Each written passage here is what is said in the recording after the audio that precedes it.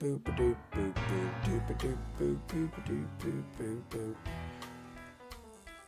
I forgot you guys could see that. Hello, everybody. Give me a second to straighten everything out. I just got Jackass Forever, and my sister's watching it in the other room. So that is the sound of Johnny Knoxville screaming his balls off, literally. Oh my God, look at that. I just realized they changed the background. I'm not even kidding you. I didn't realize they changed the background. Pretty awesome. Look, they put like a Freddy glove up there. I honestly didn't notice this till just this second. But hello, everybody. Hello, everybody. This is the one shirt you, I think, could only have seen on Patreon. So this might be the first time you've seen this. Let me get this out of here. All right. What am I doing? Let's first do this. I'm sorry. I was doing a bunch of other things and I'm like jumping in on the fly. All right, let's do that. And then I could get this out of here. And then we'll put this up. And how's everyone doing? I see you all in the chat. Hello, guys. Hello, guys. Hello, guys. Right? Everything's good. I think so. Welcome, y'all. Doobie-doobie-doo. I just want to make sure everything's running smoothly. Gotta get the other... I gotta get the other timer thing up. We're getting the timer thing up. Yep, everything is great. The Dude JB, Indigor, Emily Mary, and Amelia Tariq. Everybody is jumping in. We got Taco, Tony, VT. What is up, yo? I just want to get this set up. I just got to get the clock up here. Doot, doot, doot, doot, doot. Let me just, I have to remember. My brother sent me the link for the clock last time, and I just have to remember what it is. All right. Shabba-ba. Feel free to write in the chat, guys. Give me a minute, and we will all be up and good. Doot, doot, doot, doot, doot. I just got to get the timestamp. All good. Ready for some Bo backstory. Yes, what is that all about? Obviously, you can't tell me. But there is clearly something... I feel like Bo is the Percy of this arc, at least. Where Bo... I'm starting to guess now, maybe... Is my mic down? Yes, it is. I'm starting to wonder if Bo is intentionally acting the way she did in the beginning to lead up to her being like a standout character or something, and that is why the arc is going that way. What is happening here? Give me my clock. Give me my stopwatch. What is oh, here it goes. I don't know why it's lagging so much. All right, here we go. Does anybody know? I'll be excited if this is a thing, because I forgot. And I had it written down, and I think the paper's somewhere under 100 things of mail. Does anyone know where I need to start, like the exact time? I had it written down, and I literally left it in the other room. But somebody usually has it or might have it, and it might be easier to just do it that way. So if anyone does, feel free to let me know. If not, I could easily just go get it. I also have the chat up here. So as you guys can see, I'm upfront and personal, and I'm reading the chat here. Usually I don't read the chat off here because I'm watching everything go down, and I wanted to make sure the stream's running smoothly. But honestly, it's been running pretty flawlessly for the last couple of weeks, and we're doing like 3-hour plus streams. So the fact I haven't had any technical difficulties is leading me to believe that I could do it like this. So now I have the chat here. I could see it clear as day. My hands are free to just go like this. Not that I do anything. It'll just probably allow me to drink more and rant like an Italian person, screaming and yelling with their arms. So we're all good, I think. Everything's pretty much, I got the clock ready. Somebody in here put, okay, a lot of people, 2:11:24, 2:11:25, 2:11:24 is when the break ended-ish. Yes. All right. Hiking Viking, Artemis, Miranda, Lace Up Hockey. We're right after the break, aren't we? Yes, we're going to start right after the break. I just forgot the timestamp, but we're going to start right after. I'm assuming the 2:11:24, 25, give or take. I'm assuming that's after the artwork, probably right around when Matt says, last we saw. I don't know. That's what I say. What does Matt say? I forget. I feel like he's got like a specific thing he says. Like I always go, last we saw. I feel like Matt has his own little thing where he goes, I killed 3 men. And then you're like, what? And he admitted to murder. He just admitted to murder. Woo, I just made it. Gnome Scion, what is up? I definitely remember, I think, oh wait, I missed someone. Vero G.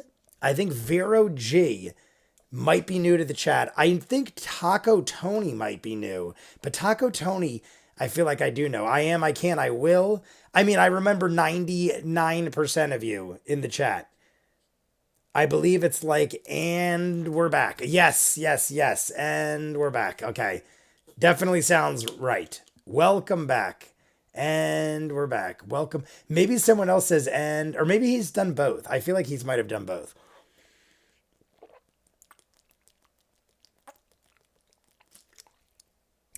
My apologies, guys. I'm dying of thirst. I made sure I ran. I literally got a bottle of water, a Red Bull, a kombucha, a truly hard seltzer, and I already had a truly hard seltzer on ice. So, unlike last week where I was like, shit, I didn't get any beverages, I have an arsenal, and they're pretty evenly split between alcoholic and regular. And yes, I know I still didn't do the Eldermancy or the other thing. We will get to it at some point. I figured, what's the rush? And I just always have seltzers around. We'll figure it out. At some point, we will do drinks like that. We got 150,000. I don't know why my thing just glitched. Everything just glitched, but we're good. I got 150,000 things. I just want to make sure everything was good. For some reason, everything just like blanked out for a second. He jumps between the two. I believe it's like, and okay, people are saying they jump between. I was working last week and couldn't watch it live. I've probably seen your name before. You do look, the name looks semi-familiar. But welcome all. Artemis, I believe you were in the chat last week, if not all the weeks. Artemis looks familiar. Hello, everyone, and welcome back. Is this week's return? Hello, everyone, and welcome back. Is this week's return? Aha. Guys, I was talking to people in the chat, not the chat. What is it called? Like on Patreon. I was talking to people in the email section, or whatever you call it. I guess it's a chat. And probably should get a moderator for this. And my brother normally always does the moderating for everything, but being as he is not available on Fridays, I've never live streamed on a day where he wasn't able to. So being as he isn't as familiar as some of you and stuff, if anybody is interested, I don't want to like pick anybody or single anybody out, but if anybody's interested, and I've seen 90% of you or so are in here all the time, email me or chat me separately or whatever, and we'll figure something out, because I probably should get a moderator, and I don't know. If you're interested, let me know and we'll go from there. Otherwise, I'll have to figure something else out, because people were saying there was some spoilers in the chat, and for the most part, you guys were controlling it. And I guess the people that were writing the spoilers were eliminating them or retracting the message or whatever. I don't know how it was happening, but I didn't get spoiled on anything. So something was going on behind the scenes that helped me. Either way, if any of you are interested, like I said, we'll talk about it later. I just don't want to put anybody on the spot or be like, you're in this all the time, do you want to do it? And then you feel like you have to do it now because I asked you. So if anybody's interested, that's how we do it. Give me 1 second. The arcade is calling. Yes, sir.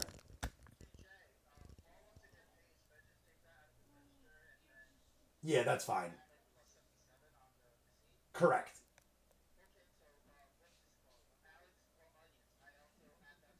Correct. All right, man. And then you could just leave everything on the thing like you normally do. Thanks, Julian. We're on the fly, guys. Sometimes the arcade calls. You guys, I swear to God, the arcade has called 4 times in the last month, and twice was on live stream, and I live stream once a week for 3 hours. It always happens on a Friday night. I don't know why. Friday night always falls apart. But hey, you get to see me on the fly. The few spoilers I've seen in here have been about the current campaign 3 mostly. Yes, the shirt is dope. I feel like I could be wrong, and I did say this during the Patreon video, but I feel like the image got printed lower than it should be. Because I feel like even though this sword comes to a tip, that they could have raised it way higher. I almost feel like it's sitting below my waist. Like the bottom of the image is below my waist. Either way, it's a badass image. I just feel like they may have put it a little too low.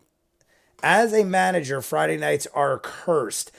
See, the funny thing is, I'm normally not a Friday night manager. I'm normally Monday, Tuesday, Wednesday, or Sunday, Monday, Tuesday, Wednesday. So I do 4 out of the 7 days, but I don't got to deal with Friday and Saturday, specifically because I know the weekends are hell. So I do 1 extra day, but I don't got to do the weekends. My business partner is on vacation in Dubai, or not vacation, he's on a business trip, but he's in Dubai. So I'm doing the whole week for last week, whenever the week was we got bothered last time, I had to do it that week. And then I had to do it this week. And both weeks I got bothered in the middle of the live stream. So insanity or just a Friday night, probably just a Friday night. Let me set this timer now so I don't have to worry about it later. 2:11. We'll start at 2:11:24. Set time. 2:11:24 is on the clock. I'm not going to start yet. I'm just setting things up. How is everyone doing? So let me just go read real quick. Hello, everyone. Blah, blah, blah. Definitely watch Sam making the Eldermancy cocktail before you commit. Which time are we at? We're doing 2 hours, 11 minutes, 24 seconds. This is going to be a lot to juggle doing my taxes right now. Indigore. We could drown them out most of the time. I love your shirt.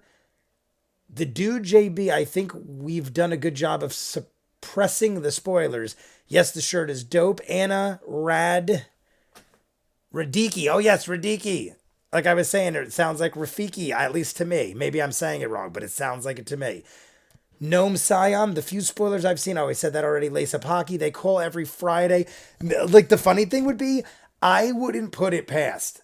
If it wasn't for the fact they've had some questions that actually made sense, I wouldn't put it past them that they know I do this. Like everyone that works for me knows I do YouTube, and they know I do live streams on Friday. And I even said, try not to bother me. So I wouldn't be surprised if they're literally watching me live and like have everyone at the counter, hey, watch, I'm going to make Jay answer the phone during a live stream. Because I told them I'm going to have to answer the phone if you guys call, because I'm the only guy, and if it's an emergency, I got to run down there. So they might be watching this live stream right now, and if I find out they are, I will strangle them, because that would actually be pretty funny. If you're like watching a live stream at the arcade and you're like, watch, I can make this guy stop, and you like trick people and I'm answering the phone and it's you, that would actually be pretty hilarious. I would almost have to be okay with it just because it would be that funny. So maybe that's what they're doing.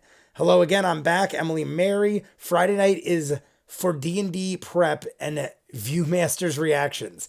Sound like a good group of employees. They're all pretty good dudes. I think I've talked about them before. I haven't had an employee besides the new guy we just hired, because we just started getting busy and we need an extra guy. I haven't had anyone quit in 5 years, and the last guy that quit was a friend of mine that just got a better job. But the least I've had a guy work for me is like 8 to 10 years. People stay with me for a while. It's just eventually you want to do something different and you want to work at an arcade your whole life. But always great dudes. They never want to quit. I always hire pretty reliable guys. Good dudes. How to Drink did Eldermancy as well, and a couple cocktails based on campaign 2. It's Zemnian last name. It's a Zemnian last name. Oh, okay. Everyone has problems pronouncing it, but I like Rafiki, so it's totally fine. All right, we're caught up in the chat. I like that we're good. We're gonna probably, you guys want to start a little earlier, or should we just bullshit till 9:30? We got about 18 minutes. So we could bullshit till 9:30, wait for more people to jump in. Maybe I should, because I do tell people I won't start till 9:30, so maybe I shouldn't jump the gun, because then they'll go, you told me you didn't do it till 9:30 and you ruined my Friday night. And then I'll feel horrible. I ruined someone's Friday night. I'll have to suppress my emotions with more hard seltzer. But owning an arcade must be so cool. It was amazing I mean, it's still awesome. It was much cooler when I was younger because I got involved with it. I mean, I worked there from when I was 16 to like my early 20s. Then I partnered up into the place.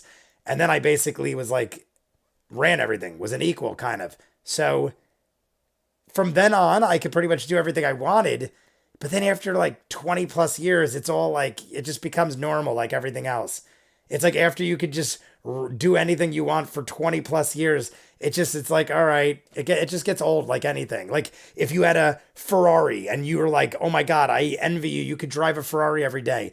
If you drove it every day for 20 years, eventually you'd be like, I just want to drive a Prius once. I just want it one time to drive a Prius. No, you may not say that, but still.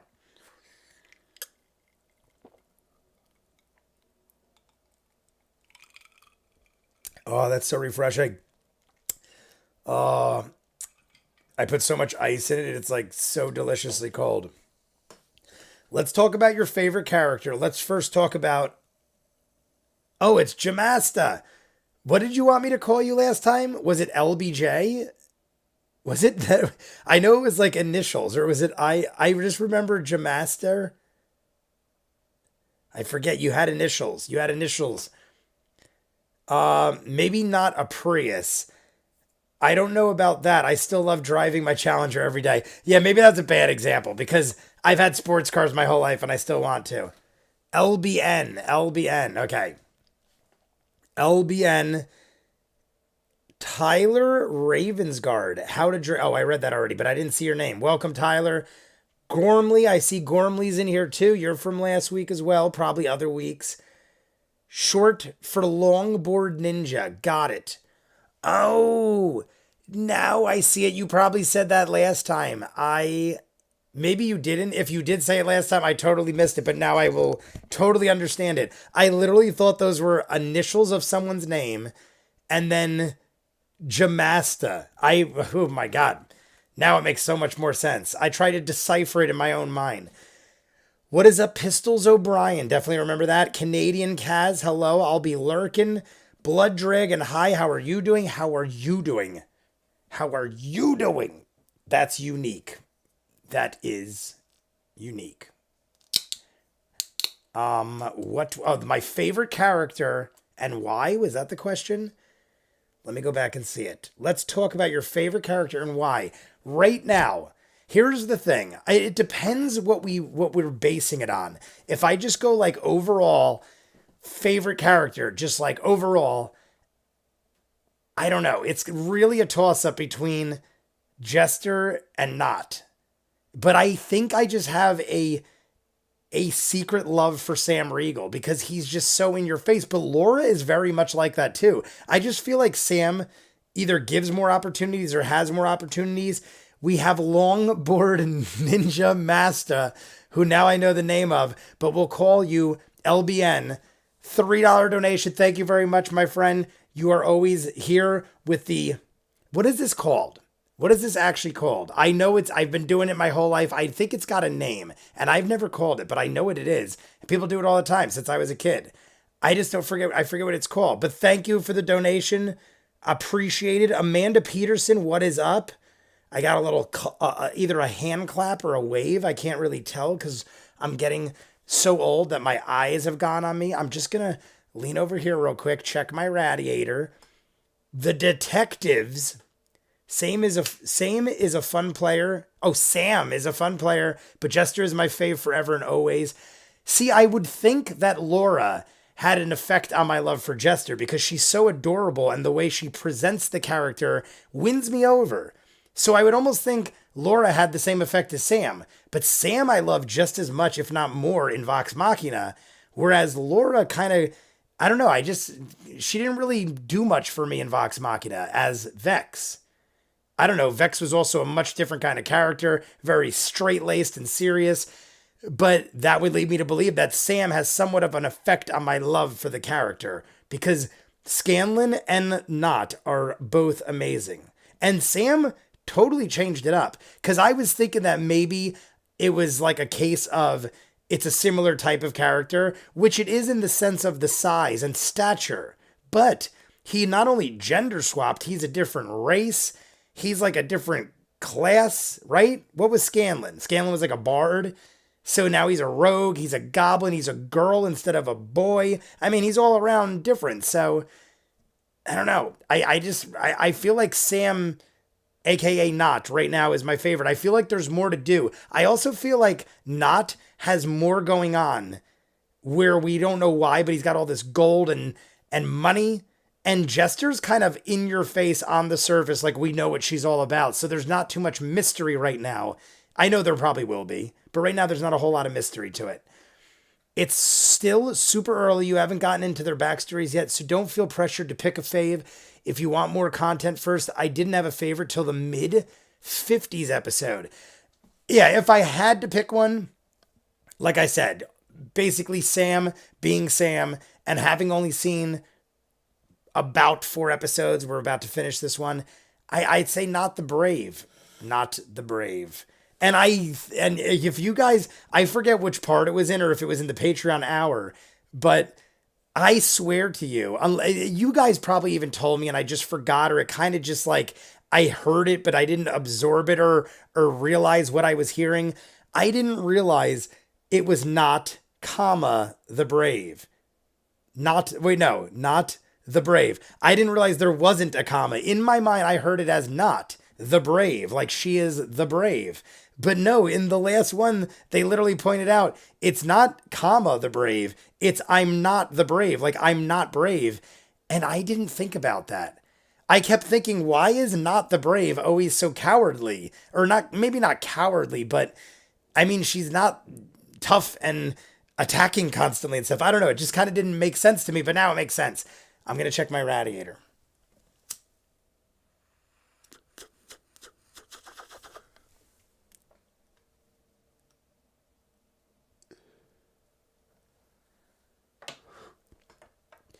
What is consent, please? I must have missed something somewhere.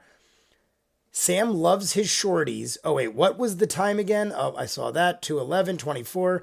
Laura and Marisha get very into character. Liam, too. Liam, I don't know if Liam was still in character when he started getting angry, but it almost seemed like he got literally angry and forgot he was in a game. He started like getting aggressive. Looked like he was getting a little angsty there, but I appreciate it. It makes for good entertainment. I am gonna catch up in the chat. We're gonna talk for about 8 more minutes. I just realized I gotta raise the black screen and show the time. People keep asking the time, and I forgot. Ready? You're gonna see the raise your glasses. Here we go. There's the time. Now you guys have the time. Oh, and I got to put it on this side because of subtitles. So there's the time. You got now the time. Is that... Why does it feel like it's... Oh, no, that's right. Okay. Boop. All right, we got that. Let me get up the other window. Do I have a second window up? Oh, I need another window. And then I'll get mine synced to it, and then we'll be ready. I just have to poke myself in the eye because I like torturing myself. Guys, I've been watching so many movies to have movies to edit up for the channel, and it's just taken forever to edit. Movies are so, like TV shows, so much quicker, obviously. They're a lot less time, but lots of editing. Editing is definitely the worst part. I mean, there's no worst part to YouTube. I love doing it. It's just editing. It's like I could do like a good 4 to 5 hours, and then it just becomes so tedious because you're just sitting in silence listening to yourself for hours and hours. It just becomes monotonous. Whereas when I'm watching stuff, it's always different, and I'm giving my reaction. Everything's sunshine and rainbows. The editing is just that's what I say. All right, here we are. Let me go sync it up.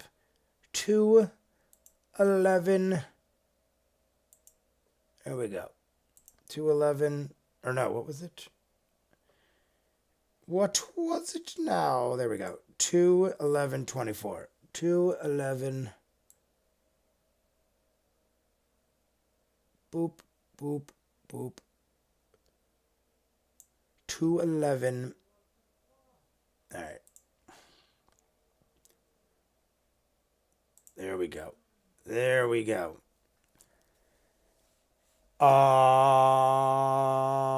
That's it. All right. Have a good night, everybody. Here we go. All right. Everything's good. Everyone's in. All right. Got 50 people now. ViewMasters reactions. You've got to cut down the movie edits to 40 minutes and leave the full reactions on Patreon. That's what I was doing. My movie, it's just, I try to get as much of the good stuff in. I'm going to have to just stop being so picky. When I do my edits, I get really picky and I literally want to like build the story so people could see it and understand, but that's probably not the point. I probably should just be throwing up images or something like that. I'm thinking like, just in case you forgot, I want to show you how this point got to this point. Some people just throw up, these are the best 3 clips, and you're like, what the hell is that all about? But I try to make it make sense, and it takes so much longer. I'm just going to say Victor and provide no context. Garmelie, I really hope Victor makes it into the cartoon. ViewMasters, I enjoy your Adventure Time videos. Taco Tony, yeah, I suppose, but man, Henry is a cool planet. Oh, cool plant. Why are all Matt's plants always cool? Crabgrass and the tree in Critical Role 1. We could totally talk about a Henry. That's not a spoiler at all. Just a random NPC that was so much fun. Way more fun to find out about that on your own. Porvon? I guess these are names of characters.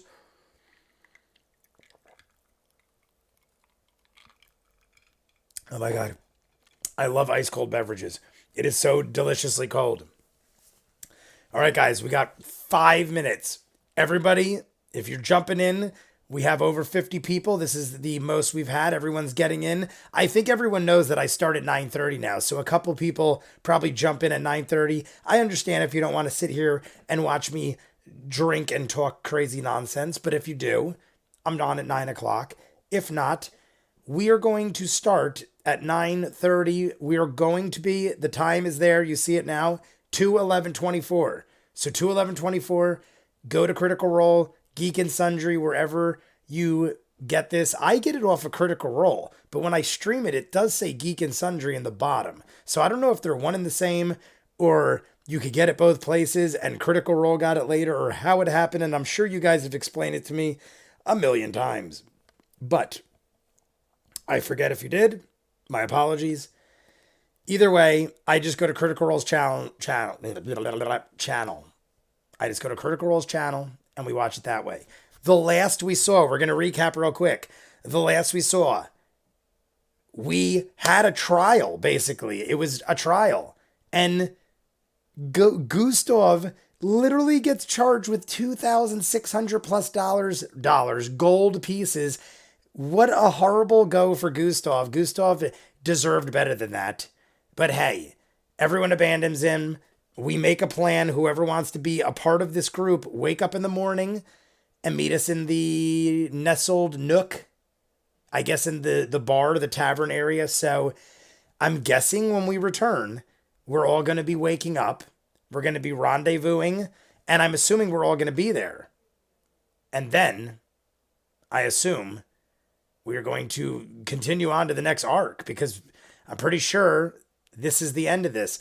And I am told that we're going to level up at the end of this, but we're not going to see it. So we probably won't tap into that until episode 5. Hashtag justice for Gustav. Yes, if that is a thing, poor Gustav, man. Imagine, like, let's talk about that for a minute and then we'll start because we still have a couple minutes. How is that, like, fair? I understand as a owner of an establishment, like the arcade. Let's take the arcade. Here we go. We'll break it down. This is an actual thing. We take the arcade.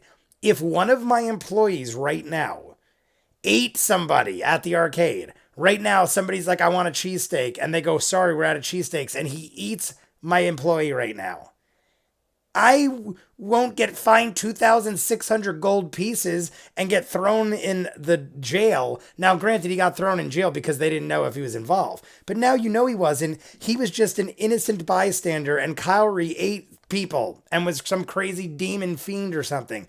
Now, are they trying to say, well, you brought the carnival into town, so you created this damage? I get that, but I don't know. I mean, it is different times. I'm just like, holy crap. Like, if that really was the way things were handled, no one would have a business. Because there's always people getting eaten at arcades and stuff like that. It happens every day. You'd be shocked. But that's just like, I couldn't believe that Gustav seems like such a stand-up dude. The whole time, he's being locked up for something he had nothing to do with, and he's like, hey, whatever, man, like, it's my fault, lock me up, don't blame these people. And then after all that, he doesn't put up a fuss or a fight or anything, and you're like, yeah, you owe us 2,600 gold, you piece of Norda, I don't like her. I don't like her. She's too radical. Gustav has his reasons for being okay with it. Not going to say more than that. Sorry, what's the starting timestamp again? I'd let VM vouch for me in court. Yes, you should. I would be a phenomenal. I've been to court many times. I always defend myself, and I've never lost anything that I wasn't responsible for. I may have lost things, but it's because I was guilty, and I probably just pleaded my case down. But I do a lot of research, and I mean, granted, I'm not saying don't get lawyers. I'm not saying I'm smarter than a lawyer. I'm just saying I could talk myself out of some shit, and I don't understand how I like Gustav. I should totally be Gustav's lawyer. I would have Gustav owing no money, or I would just be like, Gustav, get the frig out of here. I know the Crownsguard are watching him, but they were watching us too, and they didn't do a very good job. Next week on Critical OSHA. Wasn't the demon frog part of his show, though? He was part of his show. But to me, that's like an employee. And if you have an employee eat somebody at work, you don't have to pay them your life in gold. Like, you'll get sued, and there's insurance companies, and then the insurance company will pay, but it wouldn't be the equivalent of a lifetime of gold. 2,600 gold. I mean, maybe I'm wrong, but that seems like, I mean, Gustav said it would take years, and he sounded sarcastic about that. He was like, yeah, I'll get that in a couple of years. Like, even if it's a couple of years, that's crazy that you're like indebted to work for free for years, and you're being like a prisoner to Norda because of a demon frog. That, I mean, I assume there's got to be more to do with it. I've said this before. I've said it in all my live streams, so you know I'm not bullshitting. That I said that leads me to believe that Gustav's guilty of something or has something more to do with it. I just don't know, and we're not going to probably find out anytime soon. Or maybe we will, and I'm wrong. Isn't going to take the heat. ViewMasters reactions isn't going to take the heat for you. I want to do it. Next week, I already read that. Is that VM or VM? That might get confusing. Where is VM? Is it VM or VM? Now I'm confused. Oh my God, because of ViewMasters and Vox Machina. Is that what we're talking about? The Carnival's HR department is going to be happy with Gustav's move. Yes. I'm assuming they didn't have insurance back then. Did they have medieval insurance? Both ViewMasters and Vox Machina would be absolutely chaotic in a courtroom setting, but I trust them both to win. But see, we could both come out winners. There has been times I've gone to court and both sides end up winning. I just was probably guilty and was like, I'll pay you more money if you just let me go. I don't mean to sound negative, but a lot of times courts are very crooked, and you could pay them large sums of money to have them forget you did something bad, because then they just take the money and they apply it to like fix shit in the town. So they'll usually let you buy your way out of things as long as you didn't kill anybody. And maybe even then, I've just not done that yet. I haven't had to bail myself out of murder yet. So I don't know. You might be able to do that too. I'm sure people have. Hi, running a bit late to the stream because I just bought a kitten. Callista Warrior Queen. What kind of kitten is it? Is it a flying cat? A fancy flying cat?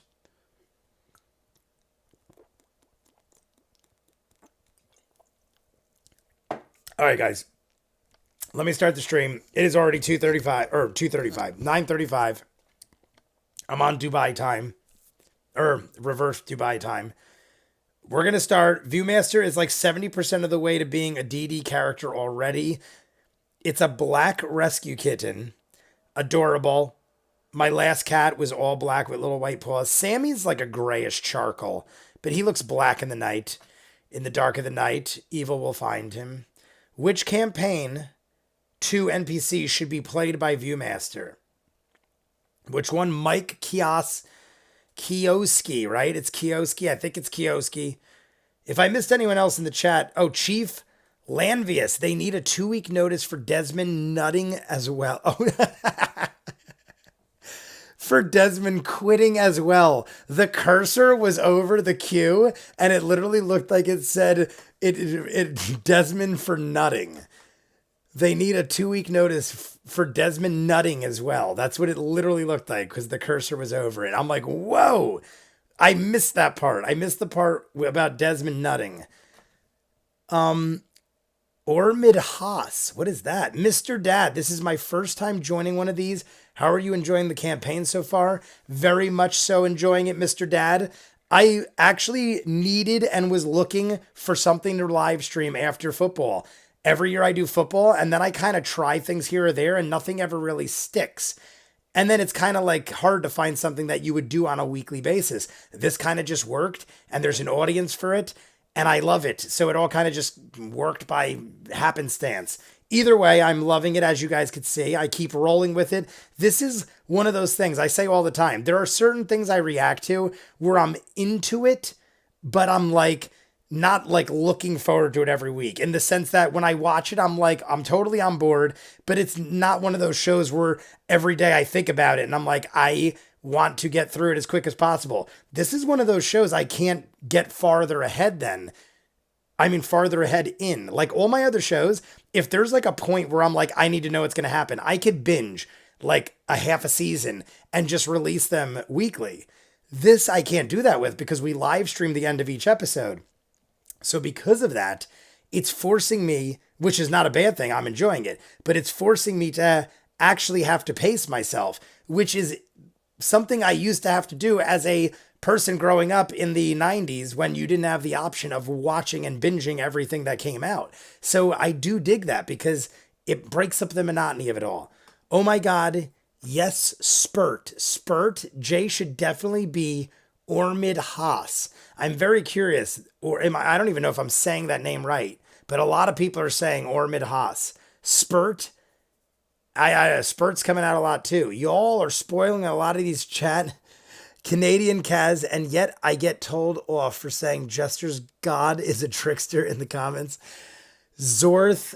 I guess it's just names, and I'm not going to really know anything, but let's start. I said this already, but we go off on rants. You guys know this. So guys, you let me know. I apologize for burping. And yes, so I think that's funny. Somebody just texted me and said the Funko Pop is blocking the Jason mask, and I forgot to take it down. So, but that means people are watching. That means people are paying attention. Jester, God is a trickster. Thumbs up, Lasapaki. I disagree. That's not a spoiler. We'll talk about that. Everyone thumbs up. I started rewatching with you when I started, but I can't wait either, so I'm up to episode 20. Oh, you guys are already rewatching it? I probably would too, honestly. This is what happens with me. Everyone start thumbs up, and if you want the timestamp, you guys see it. It's 2:11:24. We got it in the corner.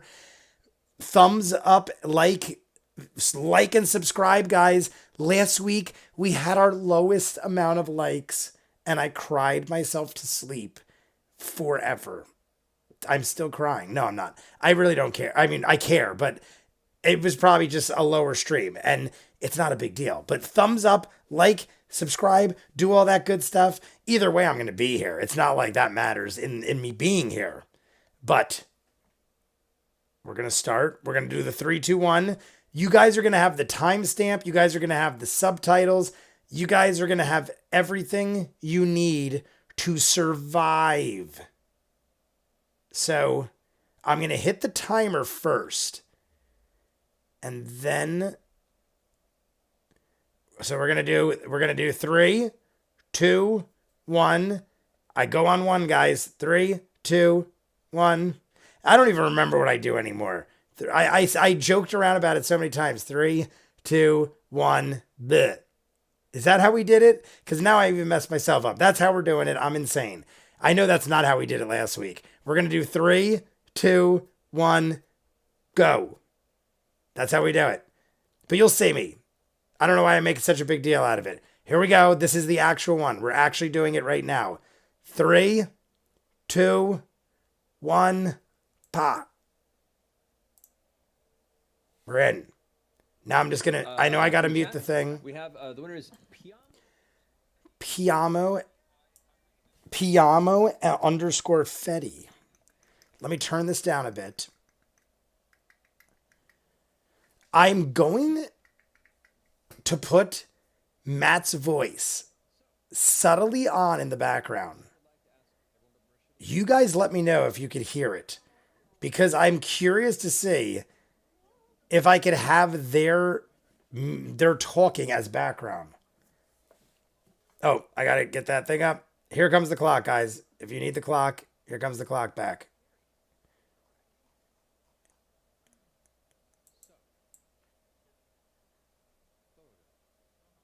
Here is the clock.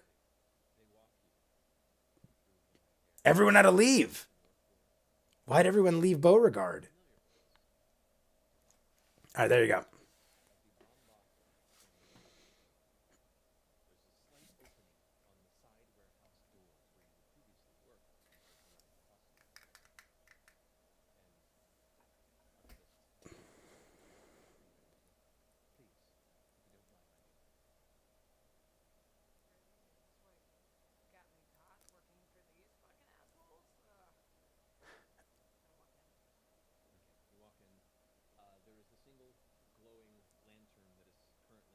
This happened so quick. I did not expect it to immediately jump into a side story. Like, it totally took me by surprise. I did not expect instant.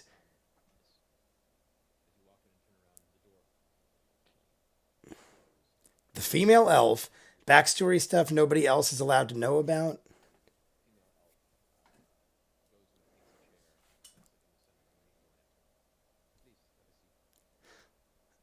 I think that would double up the audio and be oh, yes, yes, yes, you're right. I can't do that. You're right, guys. Good call. Xenoth. Xenoth upper Xenoth.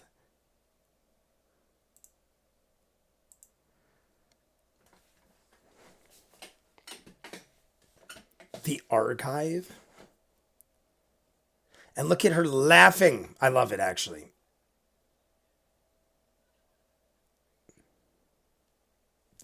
And she's just like, just laughing hysterically. I love this. Hello, Lucas. I saw you before in the chat.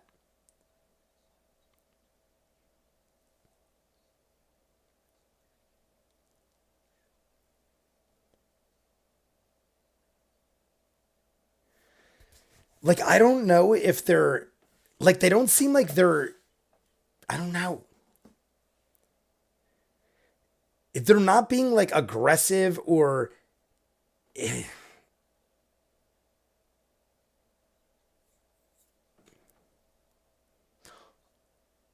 oh. So is it one of those, like, you joined, like, a cult or a club and you can't just leave? She's in the Mafia of Elves. Mafia of Elves.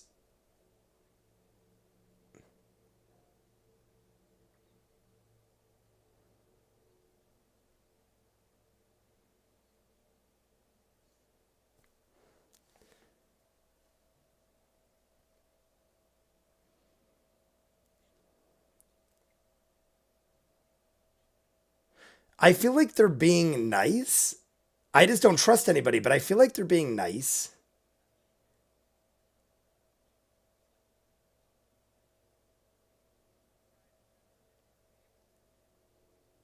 Listen to her.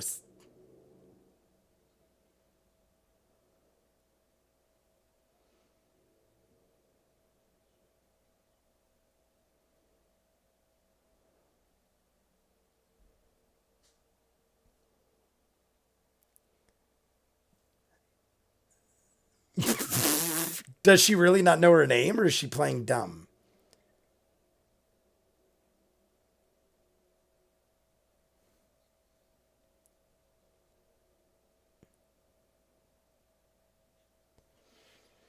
You missed a bit of dialogue. Bo is she believed her father sold her to them. That's what I did see that.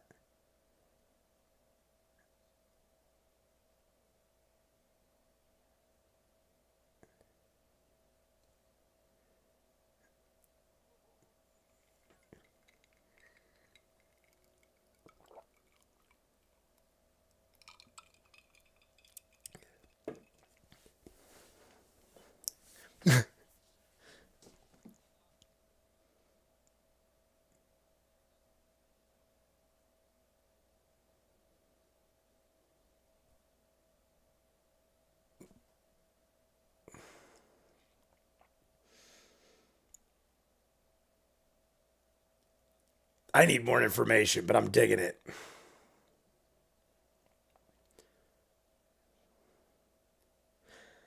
I read the part the dude was saying she thinks her father might have sold her. I read that. I'm assuming her father's wealthy. So her father obviously wanted her to train with these elves or something. I'm guessing she went to a prestigious academy type of thing and she fled and rebelled. So they're not being like aggressively crazy.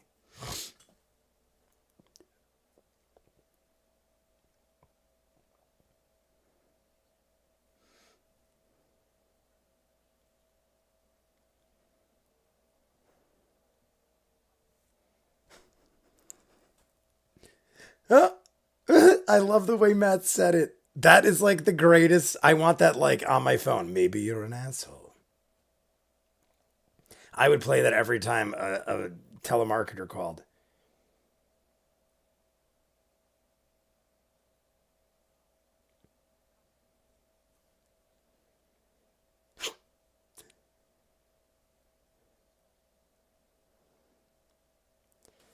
The Cobalt Soul. Is this going to be like I was saying earlier? Is this like a cult? The Cobalt Soul.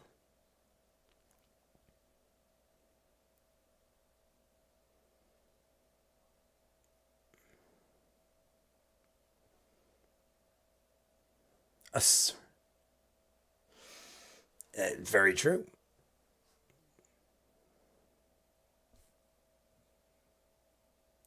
The hidden strength of the library? I mean, from what you've heard so far, that's good a guess. Can't explain much more.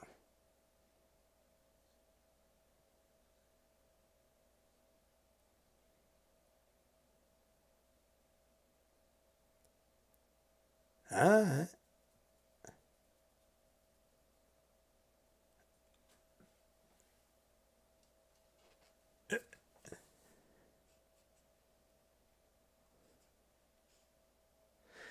And she did say she was backpacking across. I think, well, obviously that was a lie. She's just running away, I guess.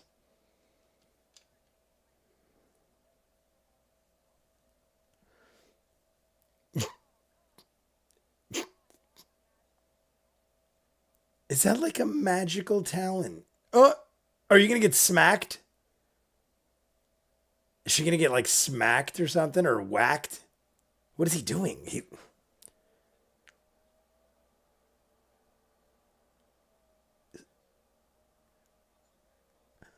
Oh my God. I didn't think it'd go there. Okay.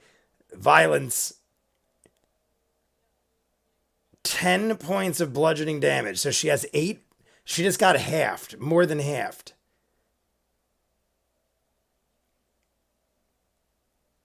I love that this got violent. I wanted it to get physical. I want to know where this is going.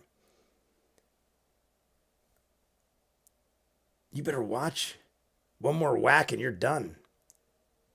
Like imagine they whack her out, knock her out.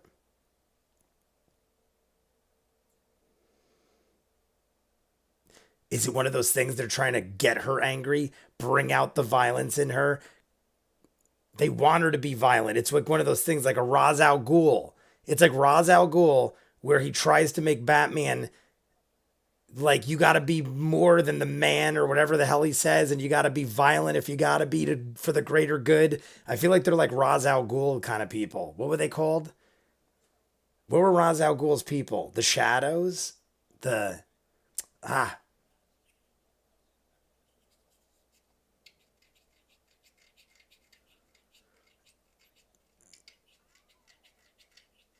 you're down to.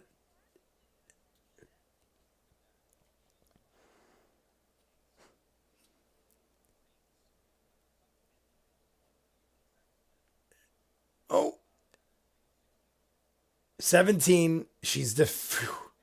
That might have killed her or unconscioused her. League of Shadows, yes. I feel like it's maybe I'm crazy, but it sounds kind of like that. I think Bo may have just almost got knocked out if they didn't defend against that.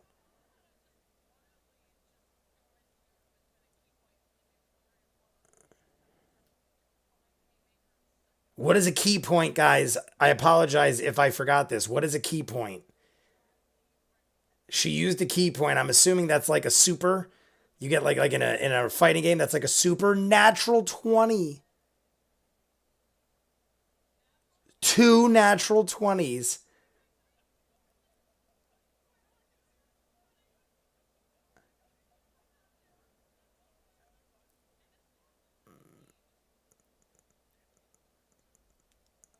Oh, too bad one wasn't a natural 20 for damage.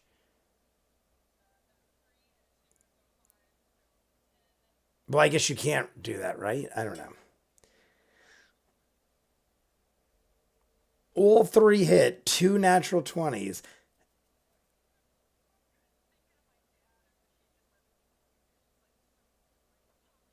But I don't think this is something that's going to be finished or ended anytime soon. I feel like this is like only the beginning of these people. Look at Marisha.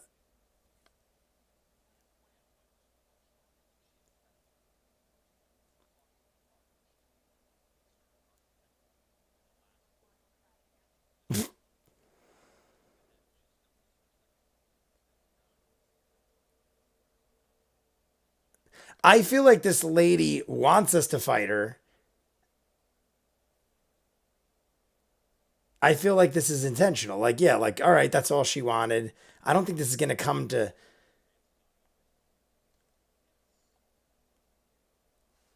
Or maybe is this one of those battles where you have to lose?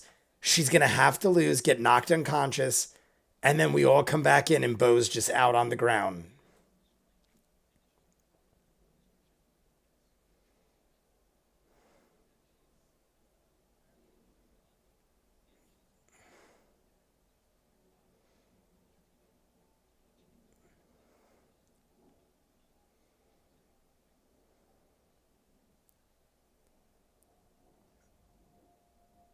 I don't know if she's supposed to die.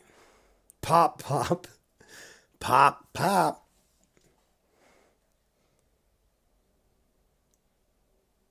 See, she might also like hesitate and stop before she kills Bo. It might be one of those. I'm mixing some kombucha with my seltzer. You got.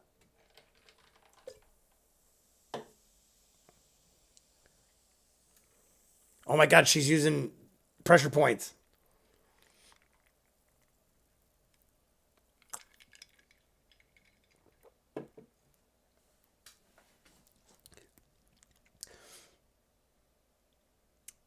Pressure points. What is that? What is that when you do that? Ding, ding, ding, ding. When they did the little needles, acupuncture. Acupuncture. Nine.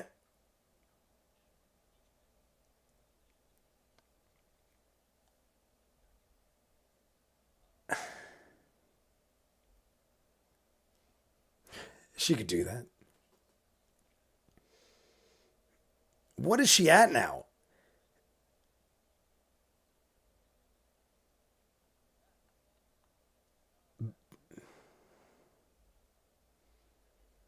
Bo's got to be down. This is sort of a Karate Kid moment. Yes, that's what I'm thinking. That's literally what I'm thinking. Like Ra's al Ghul, Karate Kid has come to mind. Like when Mr. Miyagi's smacking him around.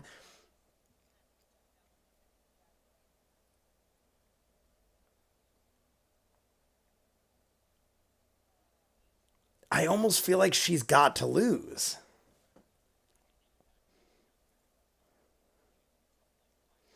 I mean, maybe if you get really lucky, you could win, but I almost feel like you're not supposed to win this fight.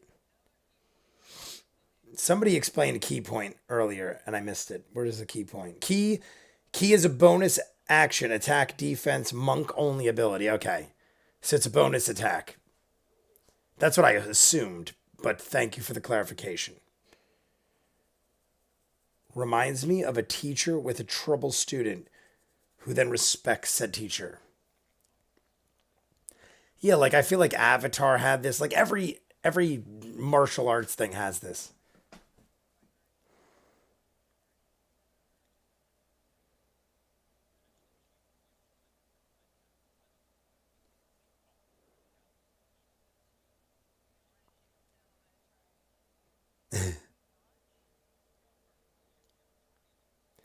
Have any of you ever seen Ranma One Half?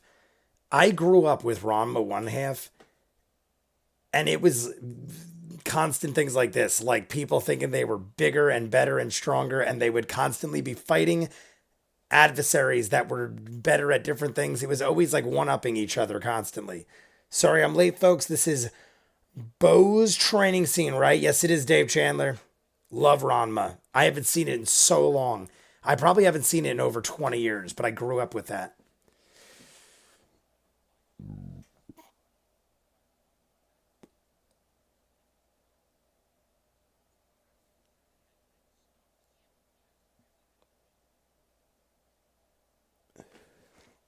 She's got to be close. She had 111, 10. She had like 10 was first, then she had 111, then 2, then 1. She's got to have like one or two hit points left.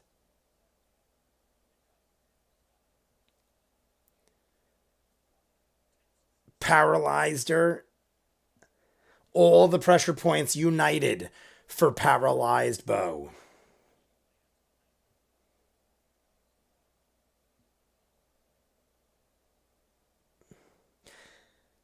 I don't think there is any winning this fight. I think it was totally.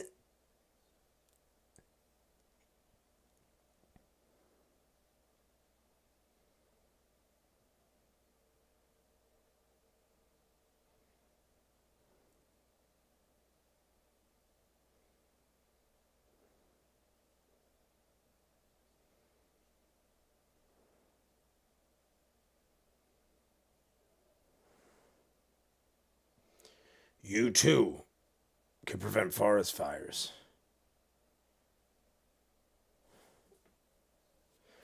Well, I'm happy it wasn't worse than I could have imagined. That's pretty much what I gathered at that point was going to happen. I was like, I just hope this doesn't get crazy evil and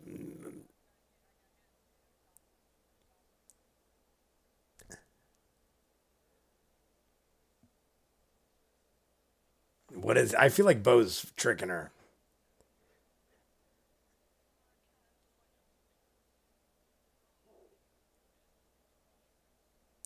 I feel like Bo is half lying just because Bo will do whatever just to get out of that situation. And I don't blame her.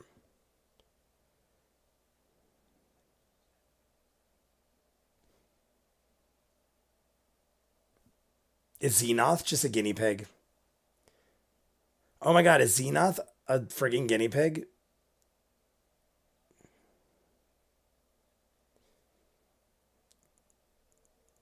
So, as thanks, Xenoth has to take a beating. He's like a guinea pig to a beating. I don't know how that is fair, but I love it as well.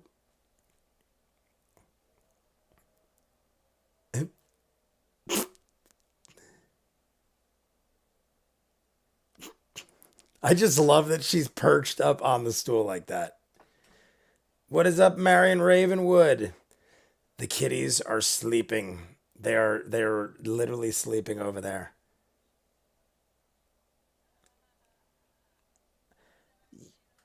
Beating the crap. I mean, everyone kind of is assholes here. Assholes that the world needs from time. Hey, they're not denying it.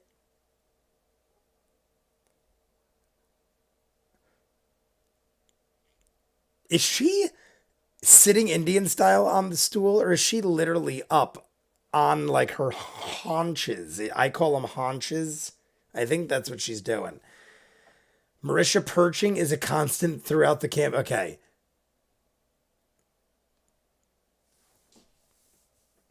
I feel like my eyes are getting so dry at night.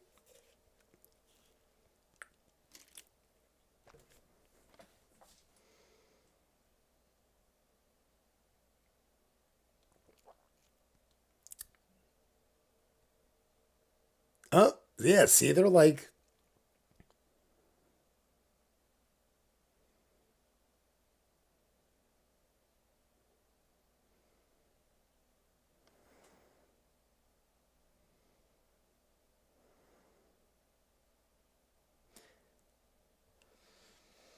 I'm wondering how much.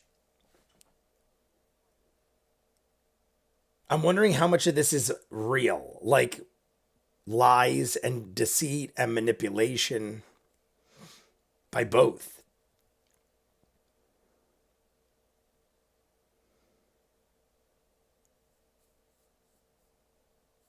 Yeah, maybe it's you. Tuche. Stanley Tuche.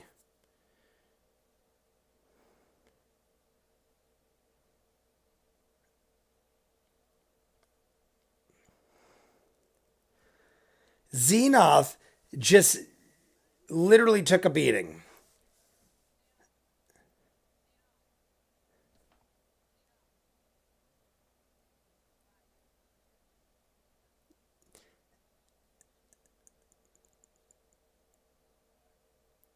Hey, I guess a beating sometimes is warranted, especially since he probably would have suffered maybe worse consequences. I don't know. I don't deal with these people. My God, everyone comes back. We're coming back, guys. Well, we're not. We're here. We're never leaving. We're never leaving, ever. We're going to be here forever. The Marissa Perch, and the perching begins. I think it's hilarious. It reminded me of something, and I can't remember what, but like she hopped up like almost like a Catwoman kind of thing or something, maybe. I don't know. It reminded me of something. Keyleth, Marisha perches all the time. It's when you know she is super into it. Gamma Low, welcome. All right, back to the. So now they legitimately didn't hear any of that. They're literally in another room, or is it just. Did they literally just take them out? They know nothing of that? Or were they just like sitting on the side so we couldn't see them? Because either way, I mean, they could cheat and they could watch this when they get home. But I'm assuming they don't do that for the sake of greatness. Sam hiding Laura's baby bump. Oh, got my taxes done finally, so time to share the love. Indigore, cheers, $5 donation from Indigore. Always appreciated, my friends. I cannot get a Frumpkin, guys. It reminds me when I see donations because I've been trying to get a Frumpkin. The only place I can find it, it's like $80, and I can't imagine that I can't find one elsewhere. I thought they'd make more.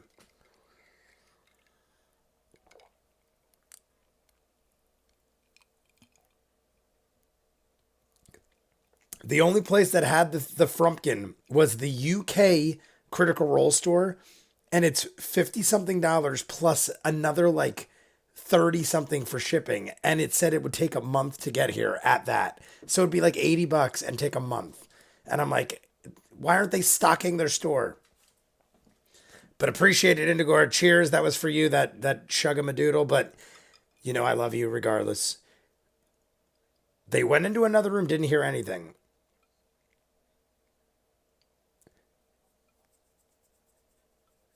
All right. I saw what was going on. Don't worry, guys. I am paying attention. When I'm talking to you guys, I am reading the subtitles. So I am following along. I've been practicing. Unfortunately, they run out of merch a lot because fans and COVID definitely didn't help. They're getting a bit better. I'll keep checking. At some point, we'll get it. No sense in rushing on everything. I also, guys, I'm going to surprise you. I do have something coming for next week, but I'll surprise you guys. You guys said you like the surprises, but I do have something that is being added. Mighty Nine-ish that I could use. Tell us about it.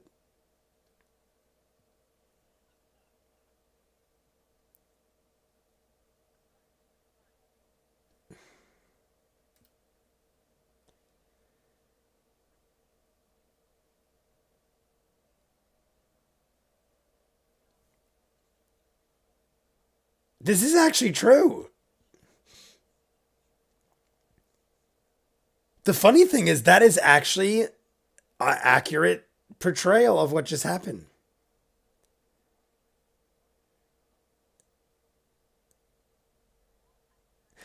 I kid you not, guys. I agree with that form of training to a certain extent. I agree that you learn more with a more hands on approach. And if you're going to be a person like Bo, you're going to have to get smacked around to understand that within reason. But I agree, hands on techniques and stuff, like, I agree that's the way to learn. I got the shit beat out of me when I used to take martial arts, and I took the beating and learned from it.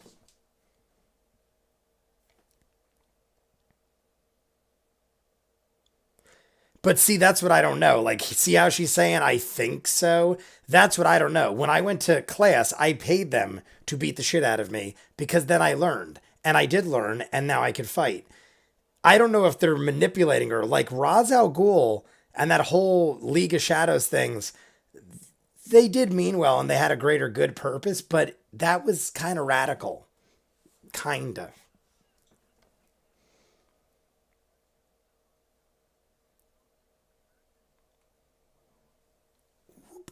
I'm going to go really far up, so close that you're like, whoa. They also just came out with a new merch plushie, so they might be why Frumpkin is sold out. With a new merch plushie? What is that? A new, I'm assuming you mean a new plushie, but who is it?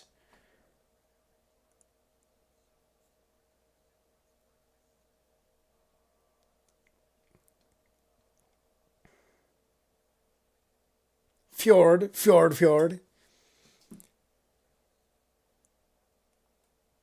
Circus. I mean, it's that circus. I stayed there in Vegas once.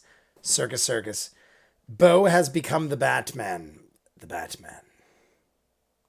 Finally saw the Batman, guys. You saw I reacted to the deleted scene yesterday. Right after I saw it, deleted scene Joker. Great deleted scene. Loved it.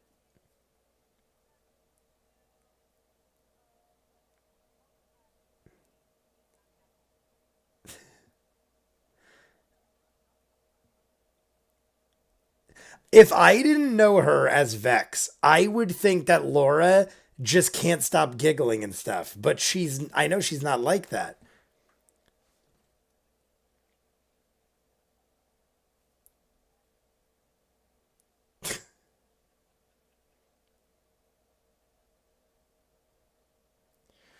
What are you guys doing? Apparently eating less of my bacon because Liam stole it.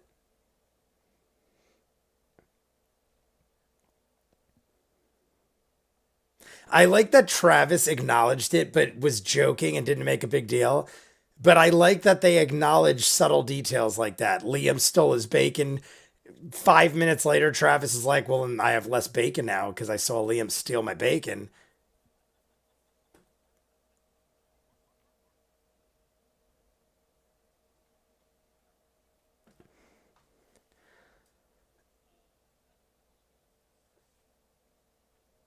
Guys, I'm not kidding. I swear to you all, has Ashley Johnson been there the whole time? I barely heard her speak, and the clock was blocking her entire image. I didn't realize that I could switch over to that side. I Ashley Johnson didn't say any. Well, that's right. We had Bo pretty much the entire time so far.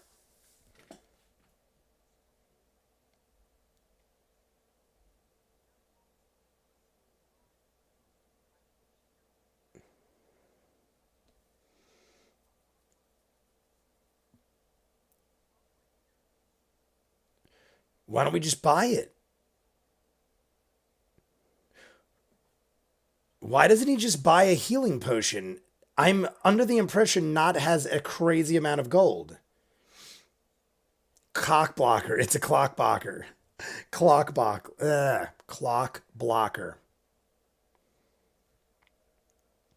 Yeah, like I feel like I might be wrong. Maybe Not was just throwing around a lot of gold, but I feel like Not has a lot of gold. Crazy would it be if she could bail Gustav out? Oh, they're expensive. Healing potions are expensive.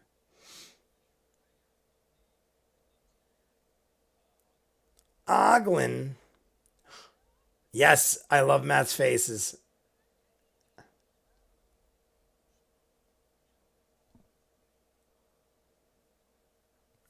I like it. I sometimes I freeze, guys, and I forget my hand is up there, and I probably look like I've frozen time.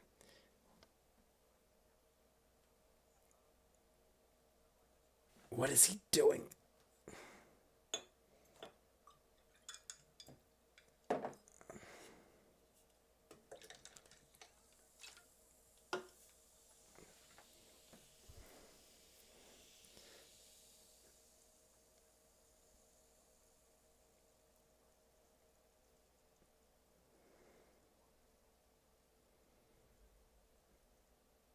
Trade. That's a good deal. Honestly, that's what I was going to say to Liam. That's a good deal. A persuasion check, 1 gold. Well, he just persuaded him. See, he should have went higher. If he said 2, but now could you switch? After you roll persuasion, I'm assuming you can't. That'd be cheating, obviously. That'd be like betting more money after the cards come out or something like that. I feel like with a natural 20 persuasion roll, he could have probably asked for 2. I mean, that's how crazy I am with gambling, where I'm mad at him now for having 1 less gold in his pocket. You never go lower. You always start at 2. You always negotiate to 1. Why start at 1, Liam? I hate you now. No, I'm just joking. All sales are final. Why didn't they trade it? That would have been a better plan. I guess he doesn't have.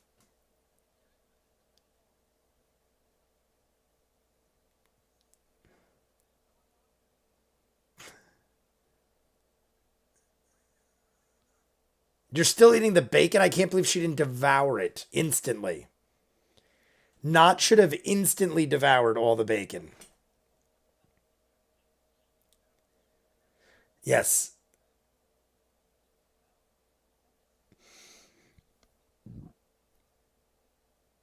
Guys, I forget. Is there a mid break after this, or we just roll with this? I can't remember if there's a break halfway between this. I don't think there is. I forget. Pocket bacon. Well, he's mostly being a distraction. Oh, yes, you are correct.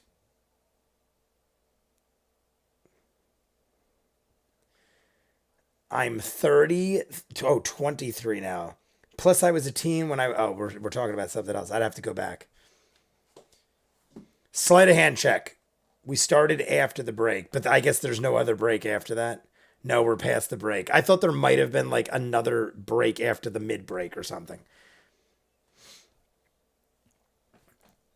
So not just stole tons of shit.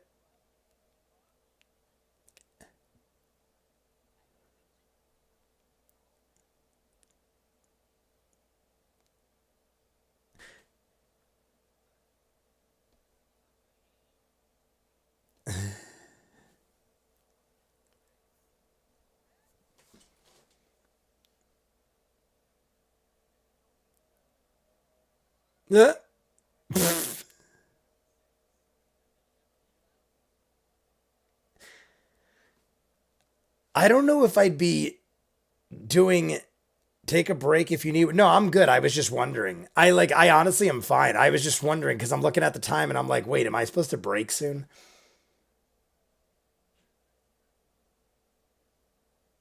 Oh, that's right. I'm happy to see Caleb's actually going. It's a fancy bathhouse, 5 silver. Am I crazy, guys? To me, 5 silver sounds like a deal. You can get professionally bathed. That's the equivalent of 3 beers, less than 3 beers, around 3 beers.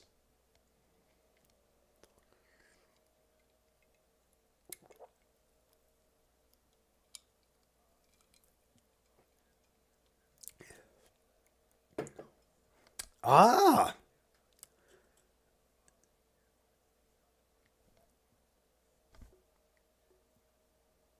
all right. He's a fancy man. That's why he sold the book, by the way.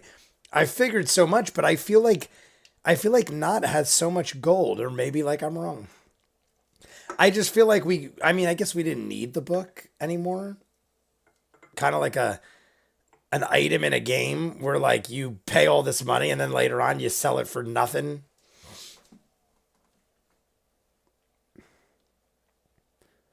That happened often. I remember Final Fantasy stuff like that. You'd spend like 1 billion gold on a book, not a book, but something like that. Maybe it was a book, and then it was worthless later. Warm dew. Oh my god. Disgusting, but I love it. Caleb and books are a thing this campaign.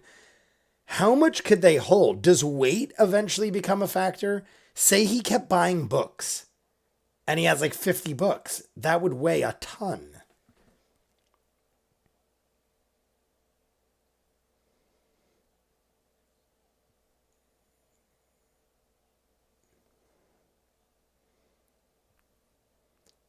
I'm from NSW, Gamma Low. Critters are always all over the world. It does become a factor. Yes, bags of holding. Okay. Like I move for a living. You start accumulating books. I mean, you went to school, people went to college, stuff like that. You accumulate 5 to 10 books, you got a load already.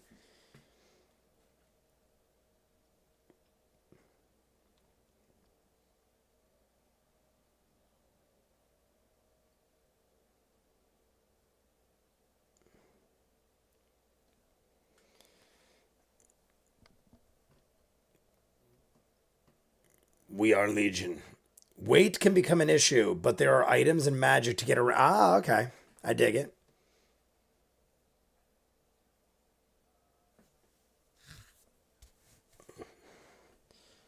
Ah, I was like, I know he's going to use that to his advantage, but is he going to say I had an accident? That was a good one. I thought he might say, like, I'm sorry, I drank a bit too much and I need this taken care of.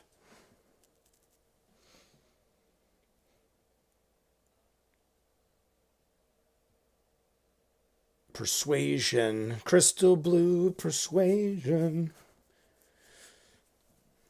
My God, I feel like I've seen them in these clothes for so long because each episode's 4 hours. 8.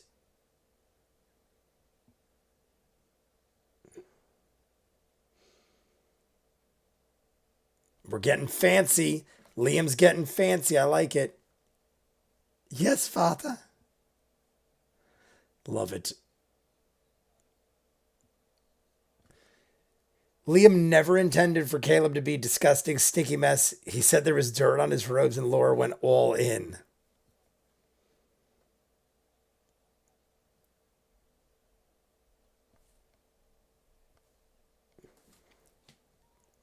Sounds like it.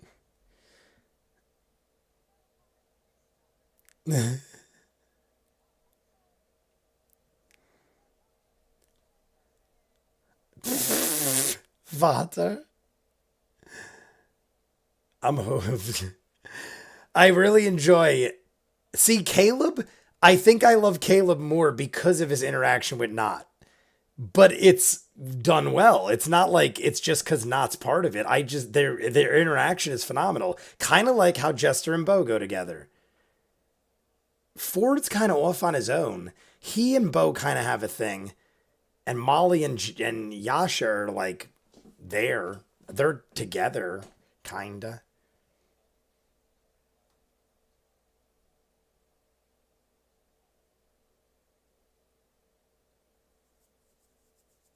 This is called a bath.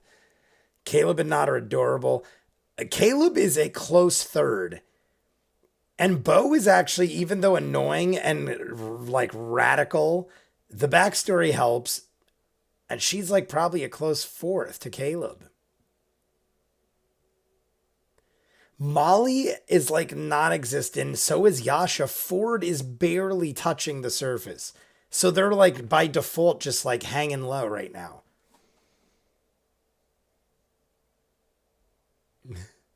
He's going to be totally changed man after his bath.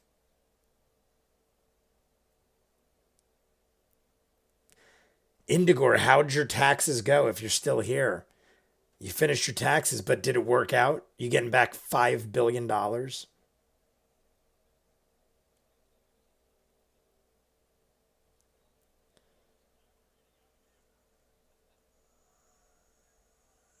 That's bizarre. That would be a sight to see. Yeah, that would be interesting.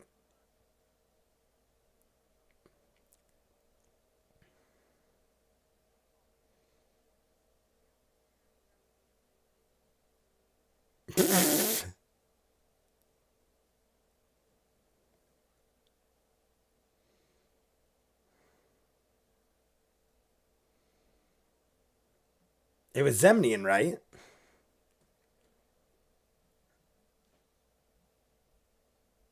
What else? I mean, you guys did say Caleb and books is a thing. Because I'm like, what else does he need to know?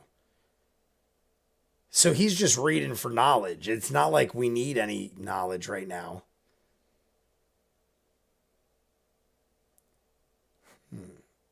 I almost feel like that book's sole purpose was so we could find about Kylery. But I mean, it could be like a total asset forever.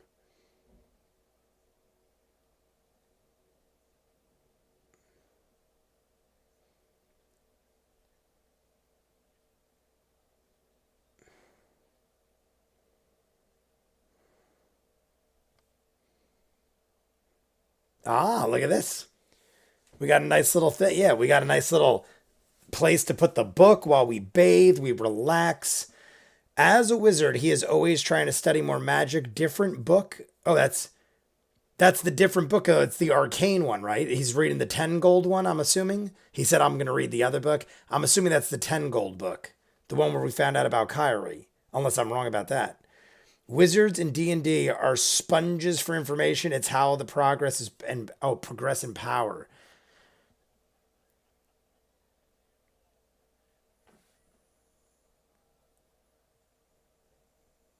Sam just stealing shit constantly. Plenty of things. No one's watching. See, doesn't this catch up with you eventually, though? I would have to assume if Sam is just rolling through stealing everything, at some point people are going to report things to cops or guards. Even if you could get away with it scot free, investigative people would be like, this goblin's always at the scene. Or I know they're in disguise. I guess they could keep doing it because they're in disguise.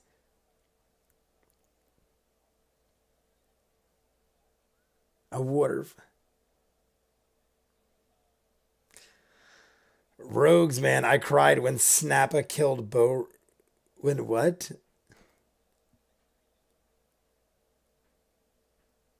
There you go, with very little.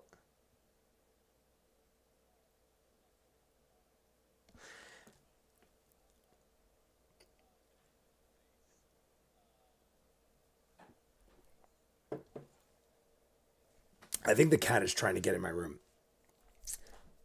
I know why Not doesn't take a bath, but I was intentionally so mad that Not didn't make good use of the bath. Andy English, I saw it was Snape killed. It's the Snape killed Dumbledore thing. I literally, like, for a second was like, what? I thought it said Snappa. I'm like, what is Snappa?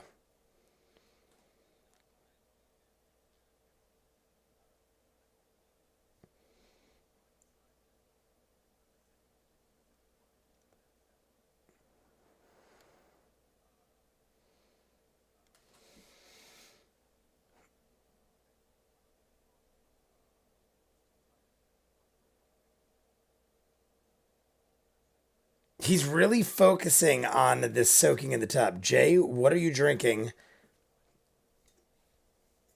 Dave Chandler. This is what I'm drinking. I mix these kombucha and hard seltzer.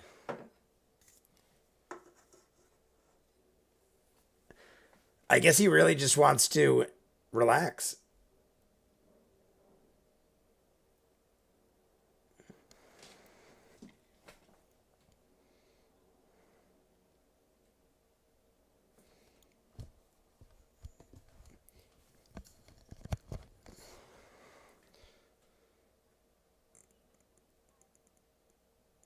All right, we're now with the rest of them.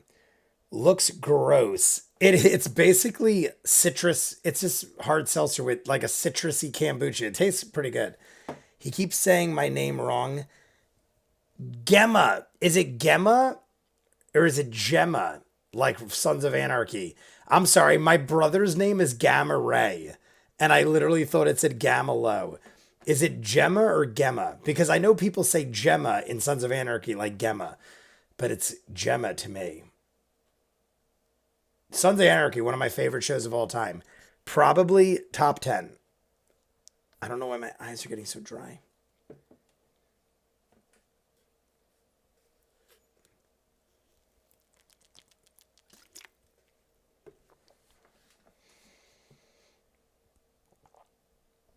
Gemma. Okay, gotcha. Gemma with a G. Sound well, I got you with a G. Great name, Gemma. Very few Gemmas. Sons of Anarchy, great show. I don't know if that's what you're named after. Are you Gemma from Sons of Anarchy? She did. I'm not going to say anything. I might spoil something.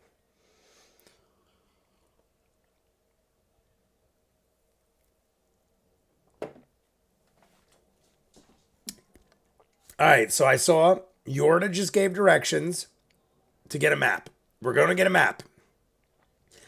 I do enjoy that that was a thing because the last episode, we were just like, not we, Sam was looking at the map and Matt's like, you can't just know that stuff. You don't know this place. I dug it. Great show.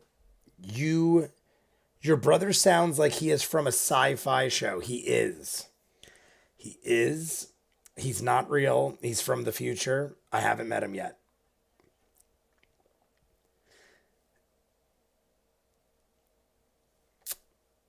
They don't like you either.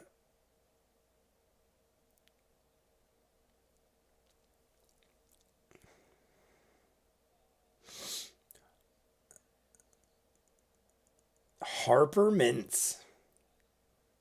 I like that name. I haven't met him yet. I know, right? Super interesting. Gamma Ray is an interesting name. He'll eventually be on. I started doing these during his busy season. And like I said, he's weekends is his time to make money. Sundays were great for him for football because like almost everyone I know is off on Sunday.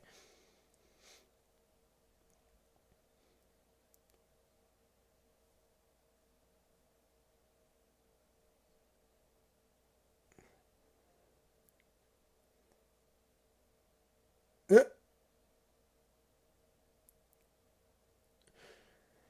Did you get pickles? I'm dying. Always like the name Gemma. Marisha and Ashley's secret love child.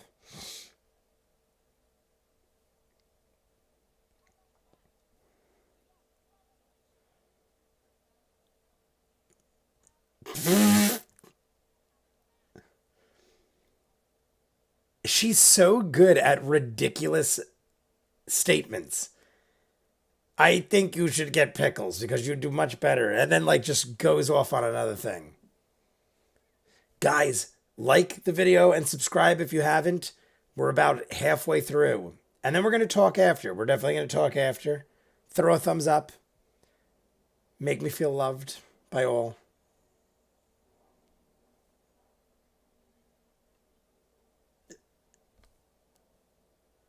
Please be Laura and break shit.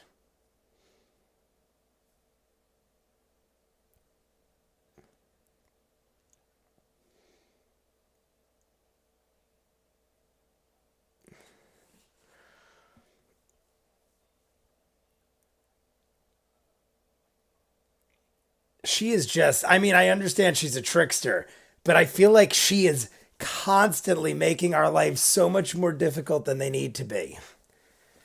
And I feel like I'm also ripping the shirt down constantly.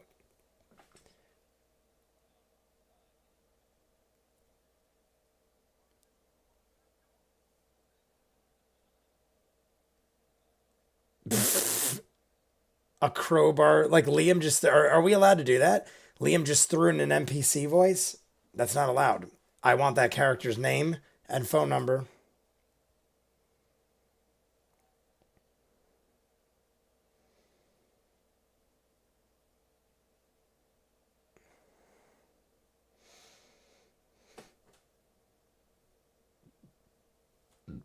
That's what we need, right? Dwendalian. I'm pretty sure the Dwendalian thing is what we need. That's all we need. That's all we want. That's all we want.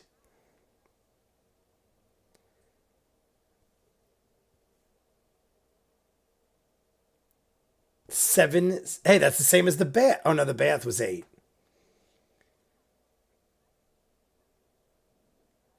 Why don't they haggle? Am I wrong? I, in real life, haggle with 90% of the things I buy. Like, literally. People think I'm crazy. And they go, you negotiate? And I'm like, I always get a cheaper price, so why wouldn't I? I feel like they never negotiate in this. Even when Liam was negotiating selling the book.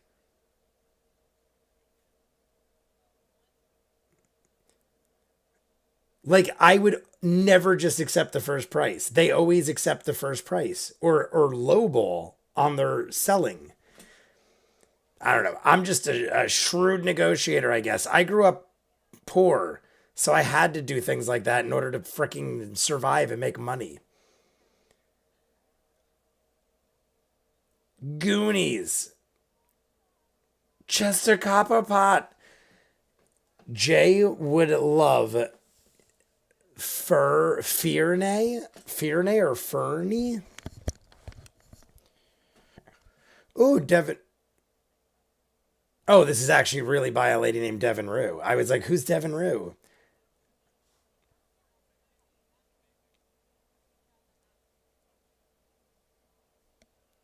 Where they? Oh, they're gonna put it over here. Am I gonna? Is the clock gonna block it? Oh, they're gonna block it. Damn it!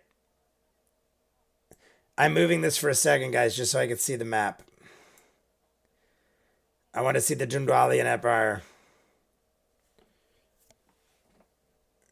Dwendalian Empire.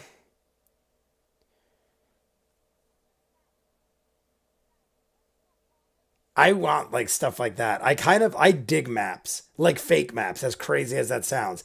I know my area very well, so I have like everything memorized, but like Lord of the Rings medieval type maps with the towers and stuff. I dig that stuff. I just don't know enough about this yet to be excited about Dwendalia, but I dig it. I mean, it looks beautiful. Looks beautiful. It's gorgeous. Eh. What do we got? Fernie, pronounced Fern. Oh, it's just Fern. Okay, she's campaign three. You'll find out. I love love maps. Geography is awesome. I have the blanket of that map. That's pretty awesome. A blanket map. That's pretty awesome. I don't know if I've ever seen such a thing. A blanket, because I normally I'd hang them and then people don't get it or something. But that's pretty awesome if it's a friggin' blanket. I love fantasy maps and I love blankets. I have like blankets all over my bed and I don't even really use them. I just like blankets. The kitties sit on them. They're kitty beds in my mind.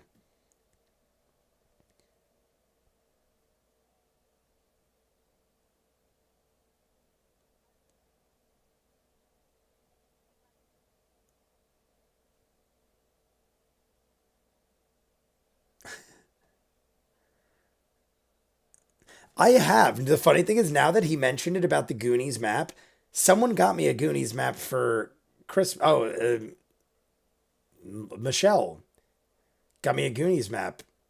I've never framed it.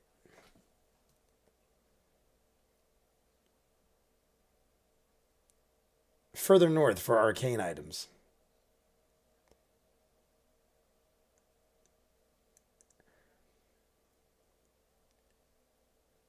Bo, I mean, it is funny, but they're gonna. I mean, I don't know anymore.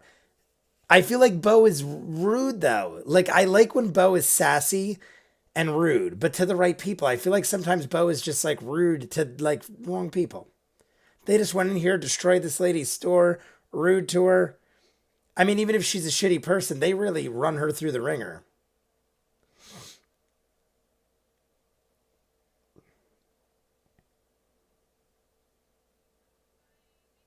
Bye. Was that like around that time? Because I haven't heard that in a while, but that was like a thing for a while when everyone would be like, bye.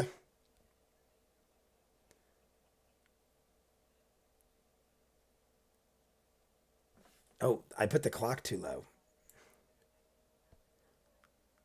I guess it doesn't matter.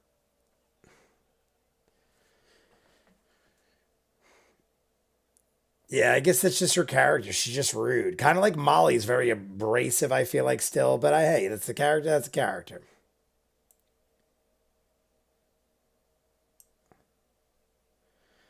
Would just out of the blue, would any of you guys be interested in a Jackass Forever video? Because I was going to post one this weekend, but I don't know if people are down for that. I watched it, I reacted to it already. I just didn't know if I was going to chop it up this weekend or if people would want it. Would you guys be interested in a reaction video of the new Jackass movie? Like a chop up? Not right now, like this weekend.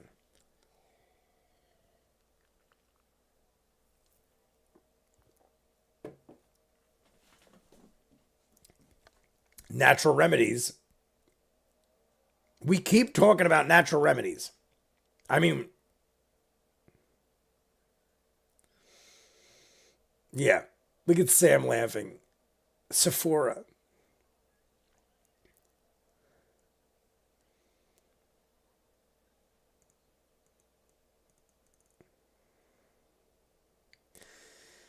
I'm curious to see what's going on in the bathhouse. Yes, Bo is rude. That's her character. Don't let Bo's attitude bother you too much. I'm. It's one of those things I've learned to accept things that are supposed to be that way for the sake of future references and stuff. So right now, I'm cool with Bo. Bo's right around Caleb, third or fourth.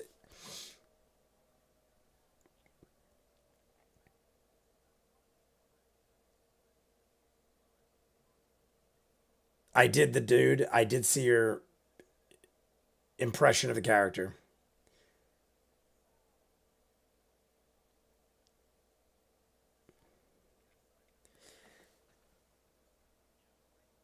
What is Ashley Johnson is taking pictures and stuff, and Molly's whispering. What are they doing? Are they just impressed with the map?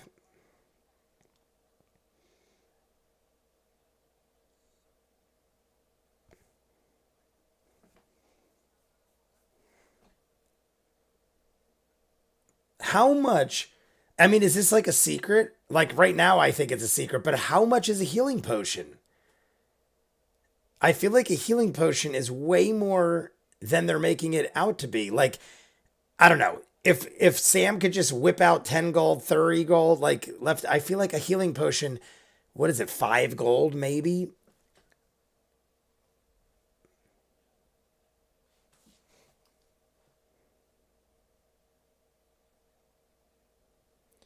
50 gold. Okay, much different. Thank you. My God. Who would ever waste 50 gold on a healing potion? Now the Gustav doesn't sound too bad. 2,600. I feel like 50 gold is steep, dude. Usually 50, 50 to 75. Woo! I guess 50 is the majority. I I thought $10 for the book was expensive. 25 if you can make it. Steal one.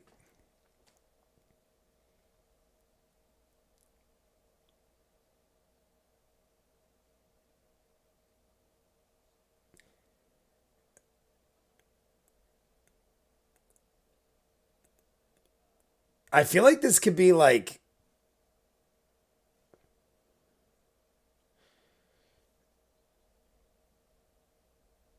so everyone's, yeah, everyone's rendezvousing back here, but we're arriving at different times. And Caleb is smelling and looking better than ever.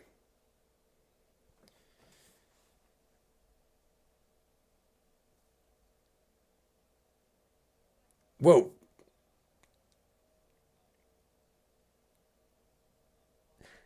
Nothing in this town has been anything to like frigging right back to home about. I want to hear the Matt voice. I want this Matt voice. Matt makes the potions really expensive usually.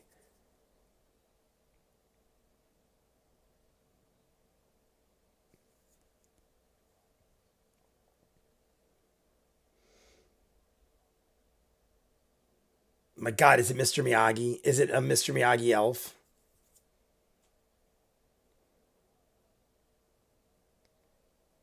I feel like he's doing a bonsai tree. Like I'm picturing Mr. Miyagi, even though Mr. Miyagi's not an elf.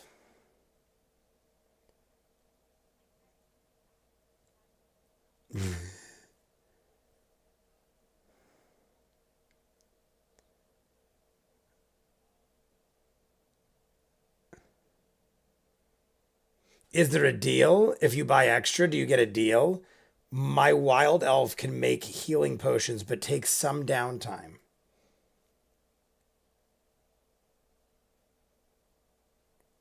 Superheroes.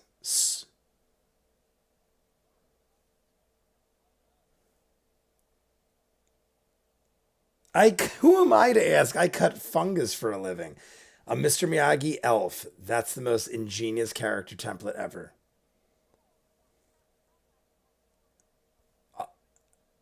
204.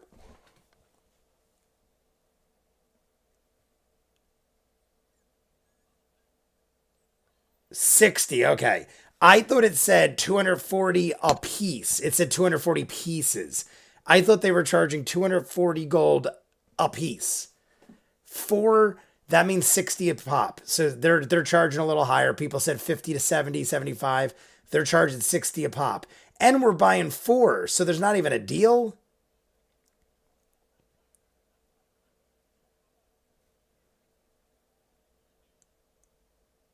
A three?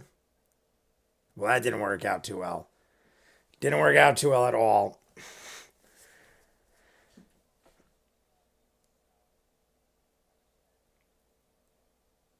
I would not buy four. If anything, buy one and hope for a better deal.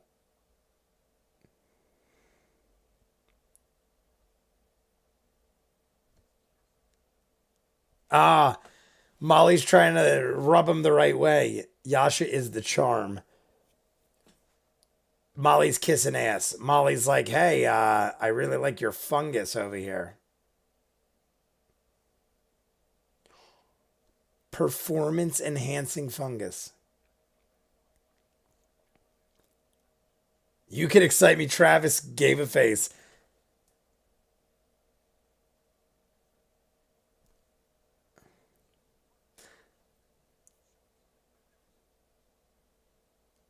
Laura looks intrigued and confused. Molly sometimes goes off, aka Talzin. They sometimes go off on a rant. And sometimes I don't even know where it's going. And sometimes I feel like it doesn't really go anywhere. I feel like Talzin just rants sometimes. And I mean, I do the same thing. So who am I?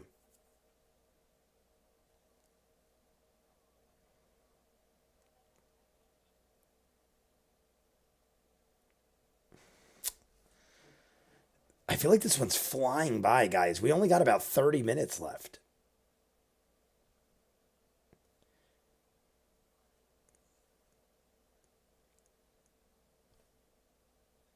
Look at Talzin.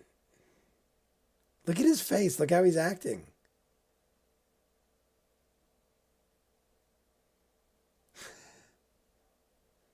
I mean, he's trying to be persuasive and adorable. I feel like he's trying to be like very jolly and friendly, obviously. Kissing butt about the fungi. Molly's trying to get high. Ever partied with Molly? God, I love when they have drugs.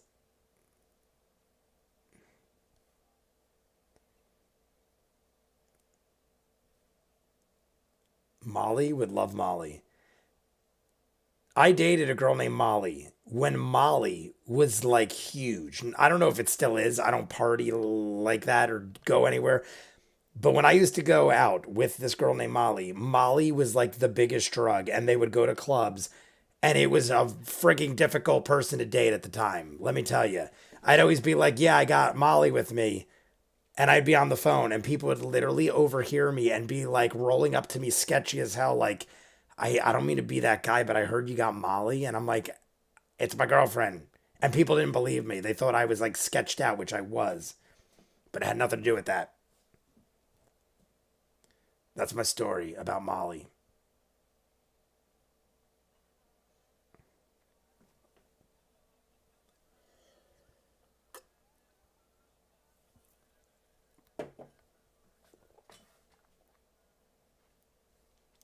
Bring Molly. Because I always drove everybody. I always had like an SUV, and I always drove everybody. So, and it was my girlfriend. So I'm like, I'm bringing so and so and this one and that one, and I got Molly. And I would literally be like, I got Molly. And everyone would think I had drugs.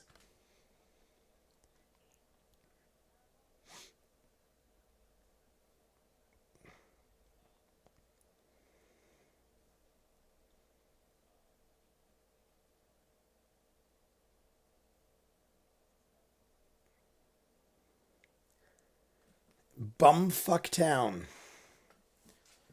I don't know. Is that like a thing anymore? I don't go to clubs or anything in years.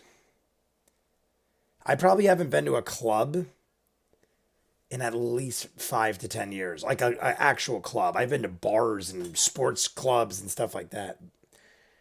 Damn whippersnappers. I hope you saw that little bit of Bo backstory. Please tell me if I missed something. I'm reading, but I might have missed. Please do tell if I did.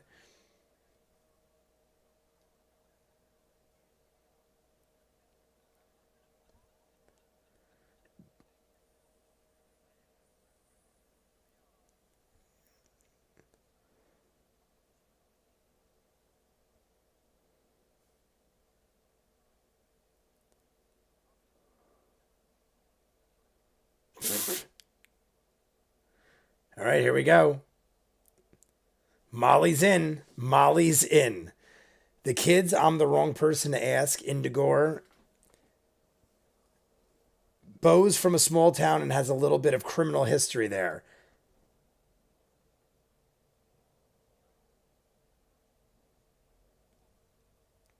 Marisha asked if she could use Bo's criminal background to identify the drug. Okay.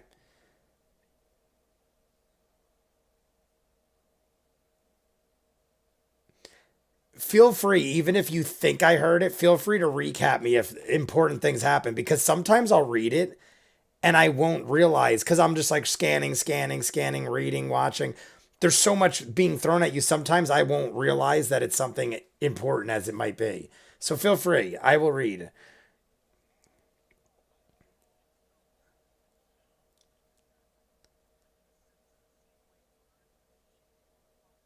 Yeah.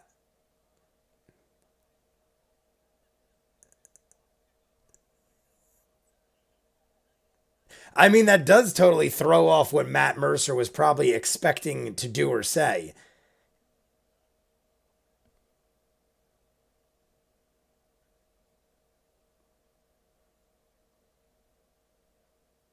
Eh? Oh, look at that.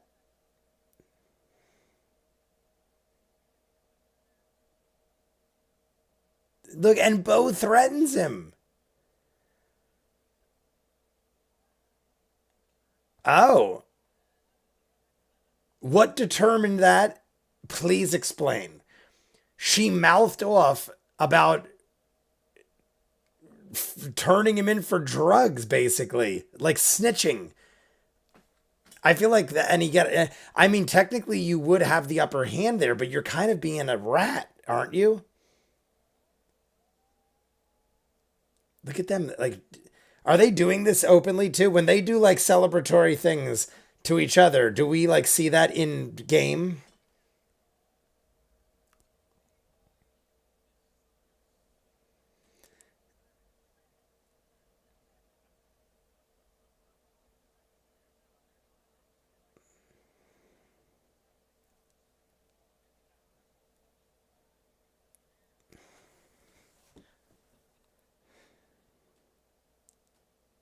What is that from? Pulp Fiction.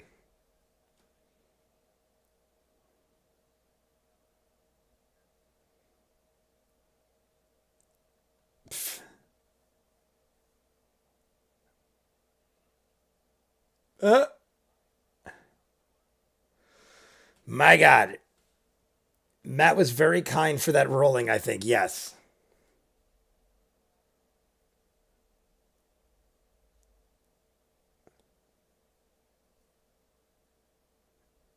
But I don't know when Matt is actually like joking or like losing.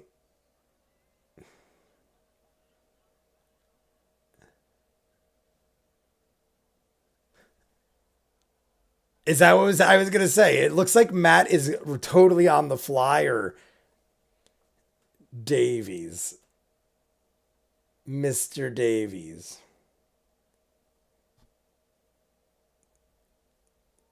What is that from? Davy killed them. Like, what is that from? I know Liam just referenced something too. I was a real.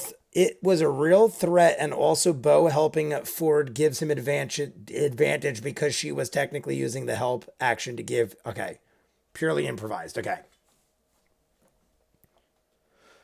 I knew that was coming up. What? I guess so. When you bathe, I technically your clothes aren't washed.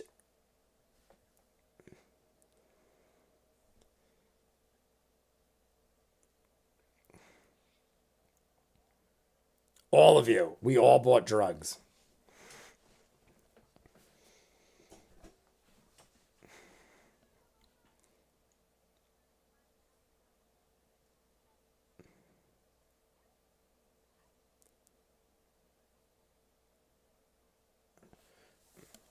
No, they were quoted at 60. Bad math, Travis.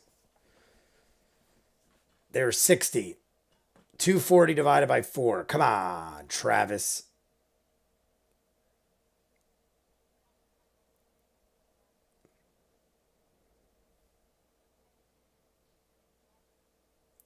We are heading that way. Caleb chose to not wash his clothes and kept his face dirty. They all have bad math, lol. Is that intentional? Is that like a character trait? Or in real life, are they all bad at math? Because math is my greatest attribute in real life. I can do math very quickly most of the time.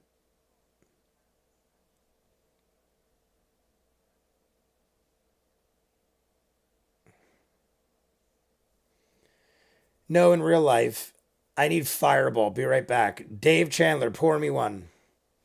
Please, please, sir, pour me one. Another, another brag. Another brag. Oh, about my math skills? I suck at everything else.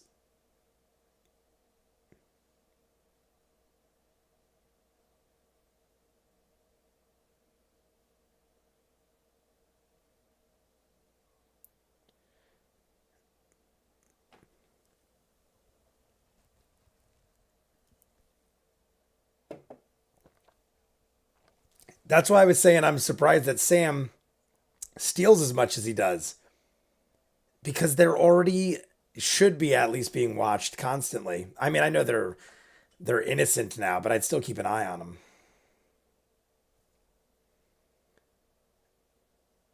Ask him about fridges.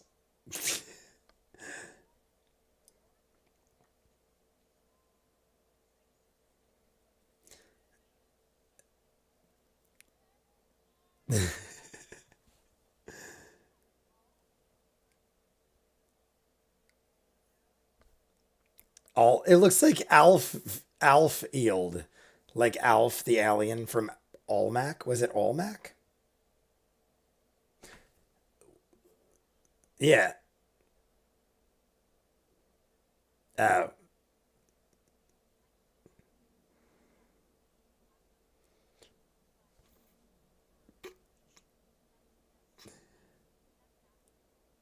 Hopper Duke. The ultimate goal is to get to Hopper Duke.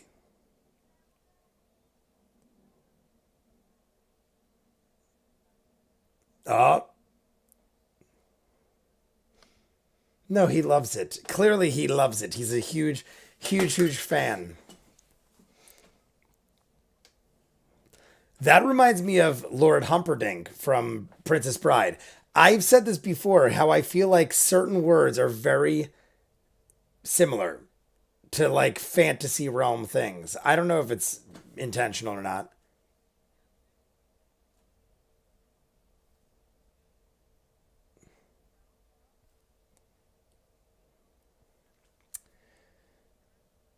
Reverse math was amazing. What do we got here? Travis can't do reverse math. Oh, just trolls being trolls.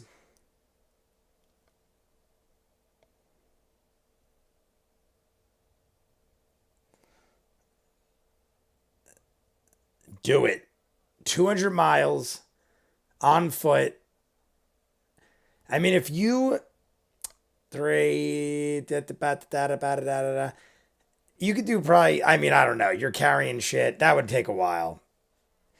It would be a solid 10 or, I don't know what they said, but it would be probably 10 or 12 days if they did say anything. Solid walking.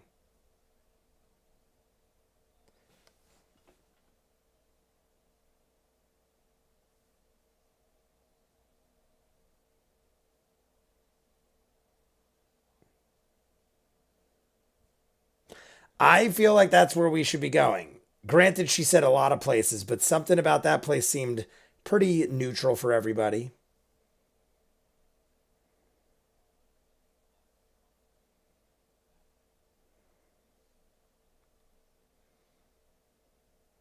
That's right.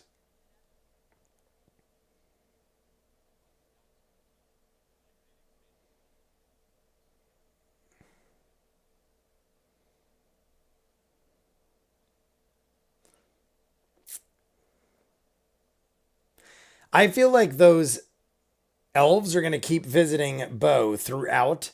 I mean, obviously, we've established them pretty early on for a reason. I feel like she's going to continue to like infiltrate things and be like almost like a spy. But she was honest with us about it.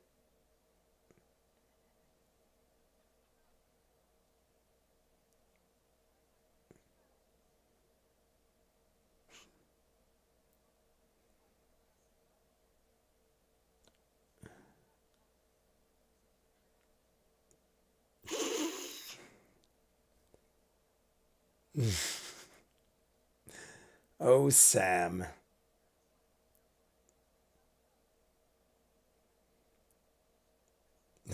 At least he's honest.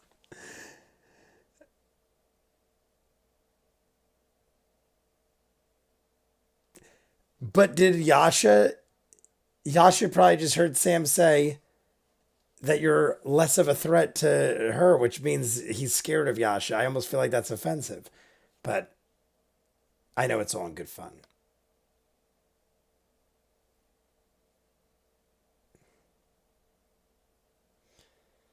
Oh, look at this. Quality. You get a lot of great role play moments around the campfire. Early level travel, dun dun dun. I actually really like the travel stuff. It's like a never ending story, or like a never ending road trip.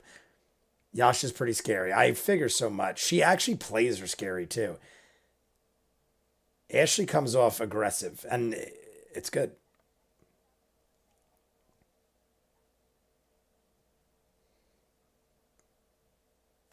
Bo, speak, Bo.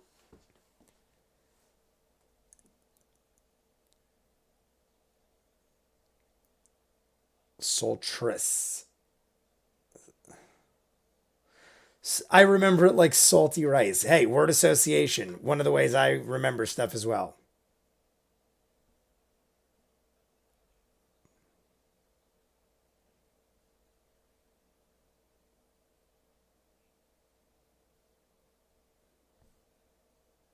All right.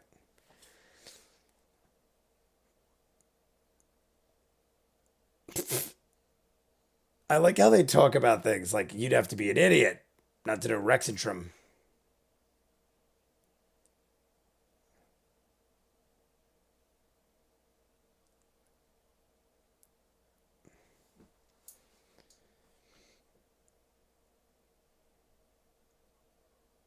Now, does Liam know all this because he's Mr. Bookman over here?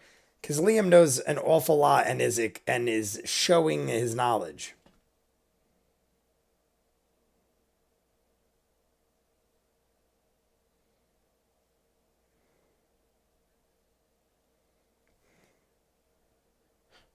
Yeah, one horse.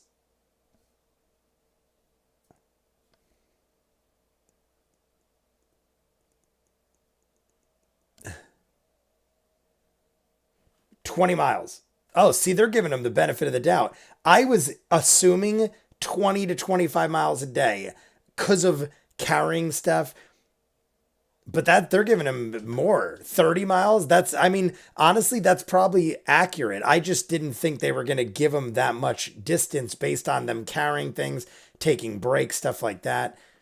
But 30 miles a day is solid. The way I was looking at it is I used to do cross country and you could do about 3 miles in 20 minutes, but that's like jogging at a solid clip. And you can't keep up a pace like that for 10 hours or it would be, I mean, you could do easy 30 miles. Yeah.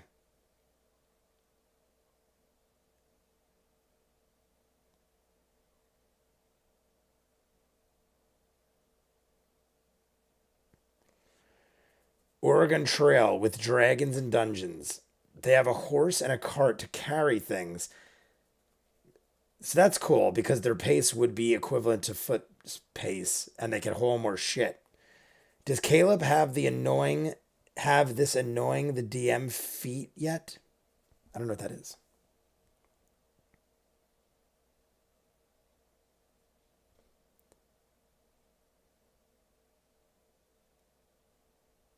What? Yeah. I know why she's probably saying that, but very mysterious. Blind spot. I like that Matt just flat out said it. I thought they were going to keep it like a mystery even though we knew.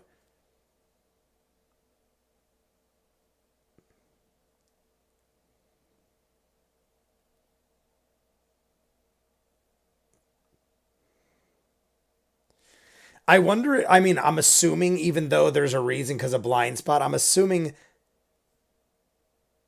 there's more to it. There's got to be a backstory. She literally said every possible person, and they're still going.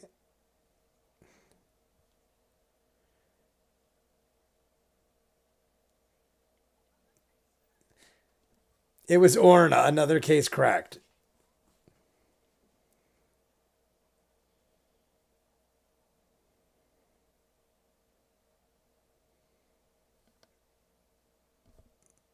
Ooh, what is she doing?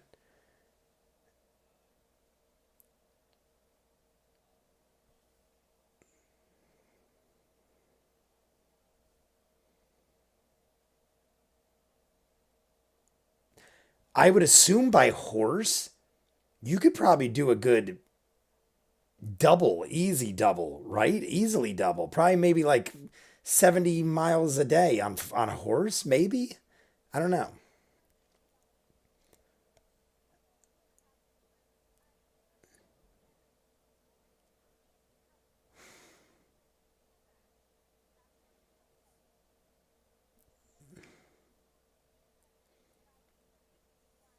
And I'll find it.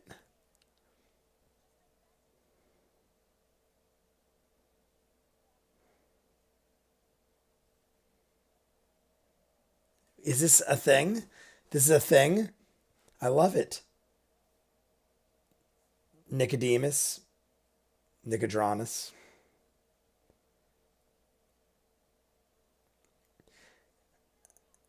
It better be a lot of gold her mother sends her.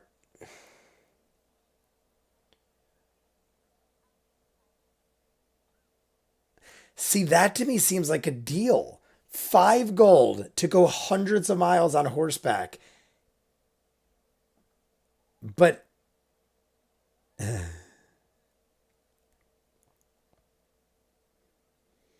some things to me just seem like way better deals than others.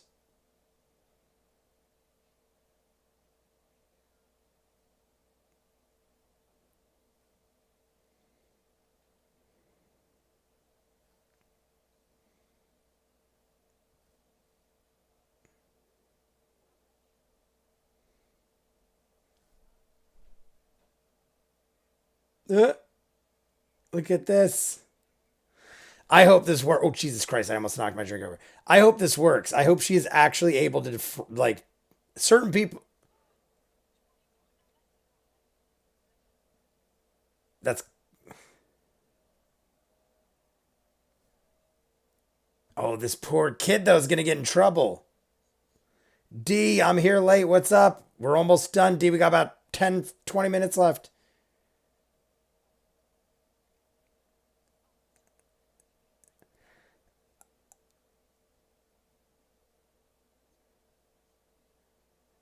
You are going to get in so much trouble.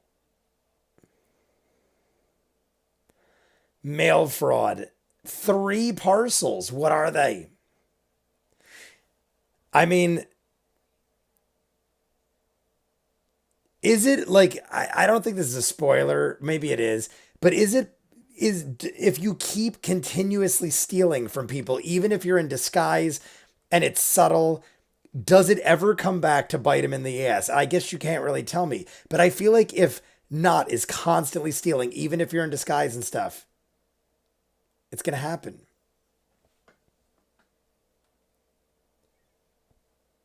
There's the plan. So Yasha's, this was just a little bonus for Ashley, I guess, for now.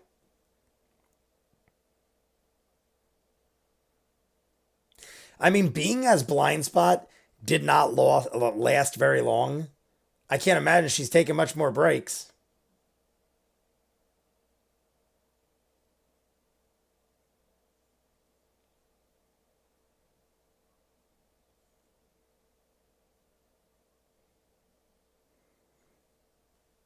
Cheers.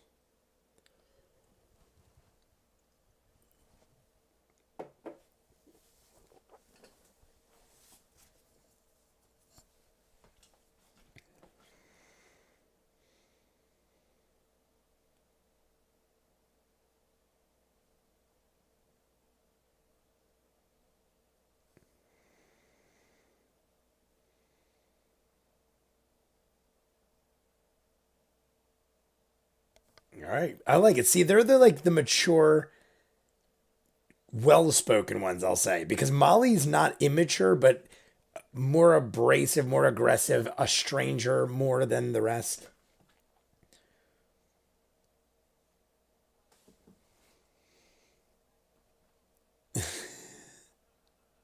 Ford.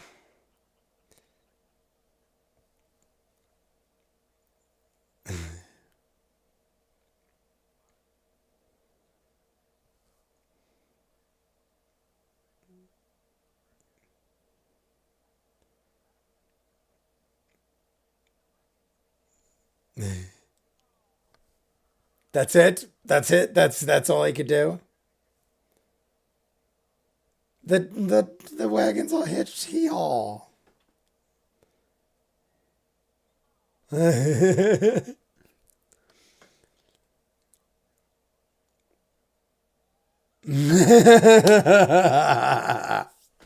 I was like, how are they gonna go here?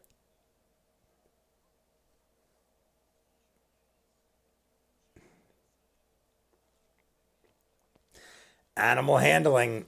The funny thing is, since they said it wasn't something that's done often, I never forgot it.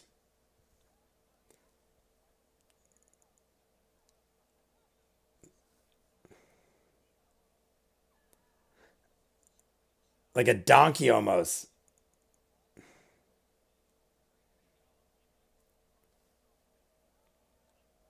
Oh my God.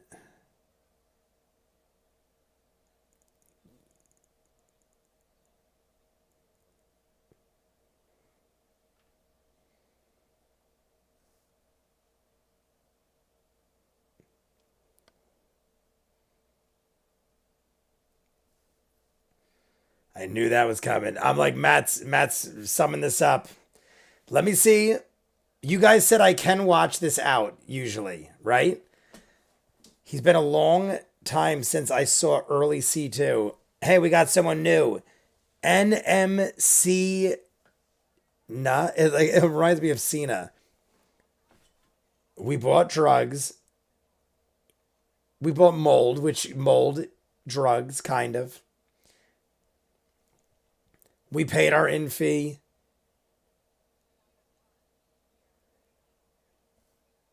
I'm just curious if like anything else is spoken. So we'll ride this out, see what's going on.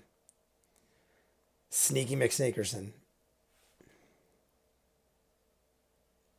The funny thing is, Marisha could have totally lied, and she pretty much summed up everything that happened very well. Level three.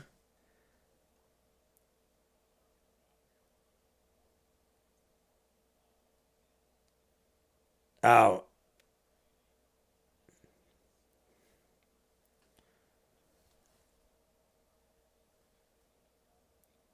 he's gonna cut it any second.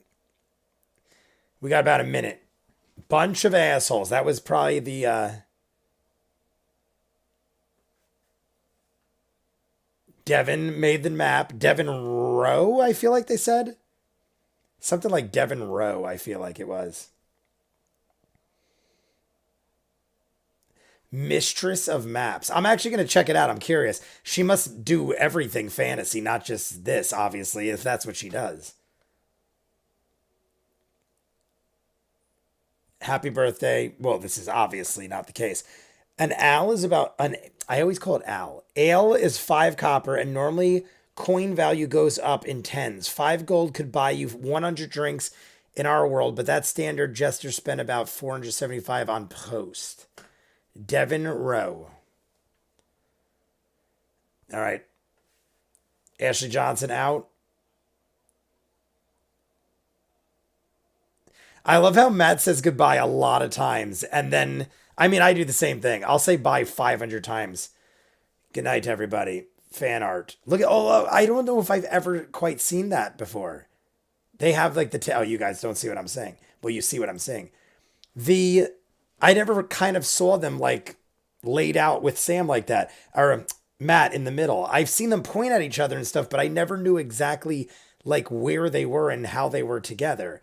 But that is it, guys. Clearly, we are done. For a second, I thought I was wrong and I thought they were going to start rolling for level three. But he said, nope, that's going to be next week. Well, they're not going to show us. They're probably already going to be done with it. But we are now done with episode 4, which I believe is the arc of 1, which would make sense. I, really quick, guys, am going to go pee and then we'll talk for like 30 minutes. It's 11:15 almost. So I just did a solid 2 hours at least. We're 2 hours, 25 minutes, but I put up the stream like 15 minutes early. Give me 2 minutes. Literally, I'm going to be less than 2 minutes. I'm just going to run across the hall, pee real quick, and I'll be right back. So just talk in the chat, write some things, and I'll be back.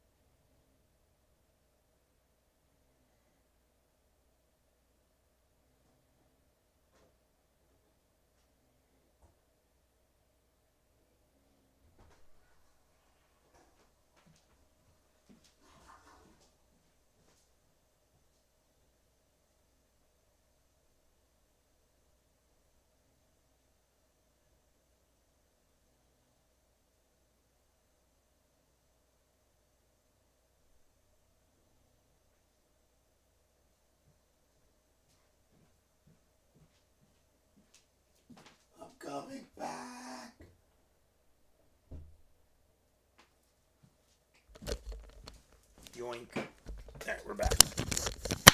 Hello, everybody. We're back. We're back. The forbidden currency. That's the first thing I saw when I sat down. Oh, I didn't like nothing. I was fine. How are things in Brazil? I was fine up until about 2 minutes before Matt said goodbye for the fifth time. I literally was like, oh my God, I've drank two Trulies, a kombucha, a bottle of water, and a Red Bull.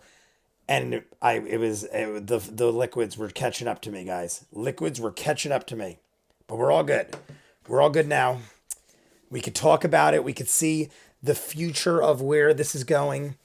But I'm looking forward to Tiny Tina herself DMing a game soon.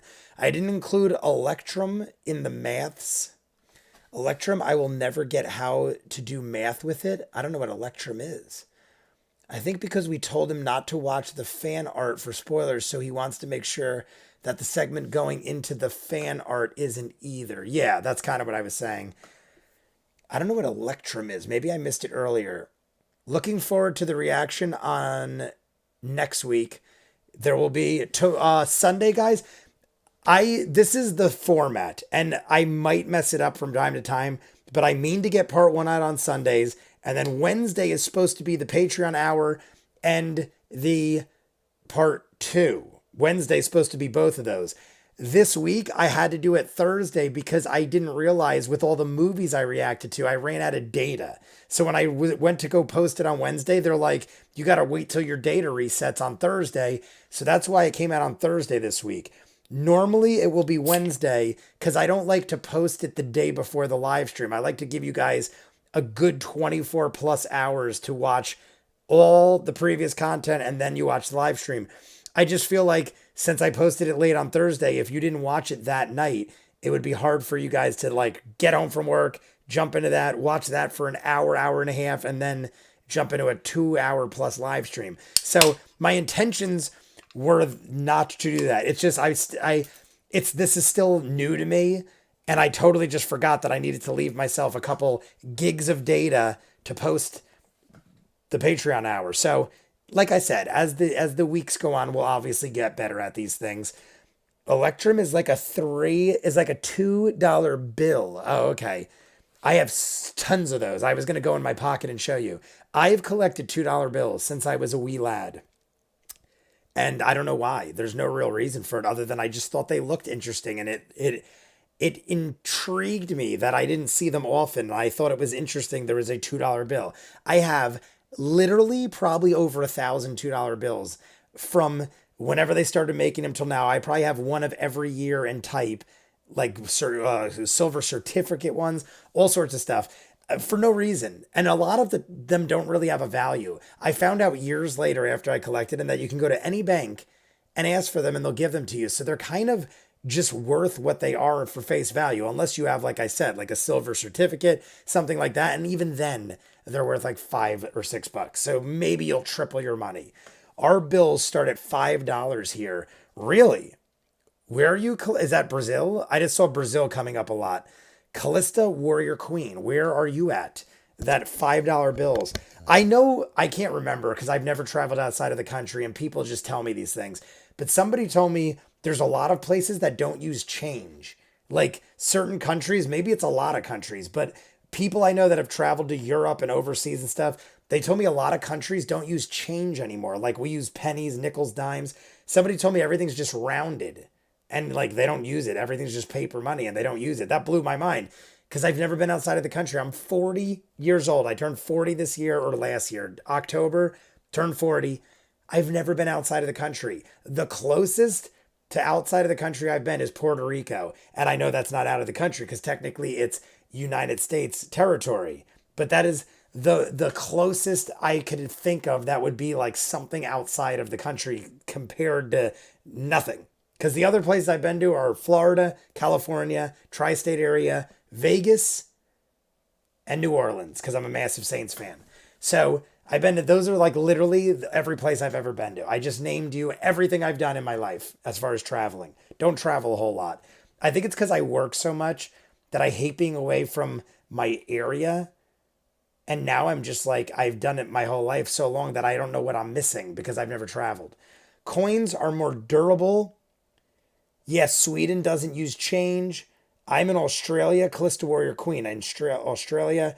What's your B day? I'm also in October, the 7th, October 7th, 1981. That is my birthday. We stopped making pennies. Lace up hockey. We stopped making pennies. I heard they're phasing pennies out. Like I heard that a long time ago though. And still I see them used all the time. Even though I heard they're trying to phase things out, it's like I still see pennies used all the time. We're still dum-dums making pennies, but apparently we stopped making them, but they're still everywhere. Oh, by the way, Jay, key points are used for more than just attacking. Think of them as a limited resource, so boost amongst ability and grant them some special skills. Okay, so it's more than just that. Exandria Unlimited. What does that say? Kaimol is next week? I don't know what that means. 8th for me. Some of the stuff I must have missed because, oh, the 8th. Oh my God, your next day. Pistols O'Brien. What year though, Pistols? I mean, you don't have to tell me if you don't want to. I'm assuming I am older. Usually when I'm in the streams, at least in the football streams, I was always like older than most of the people in the live stream. But I don't know about this. I've never really gotten the age of most. I've seen ages of some of you.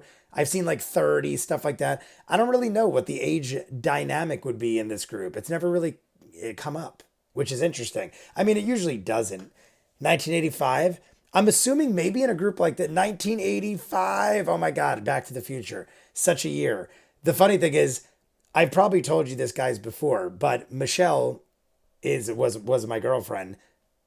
She was born on the day, October 25th, 1985, the day they go back to the future.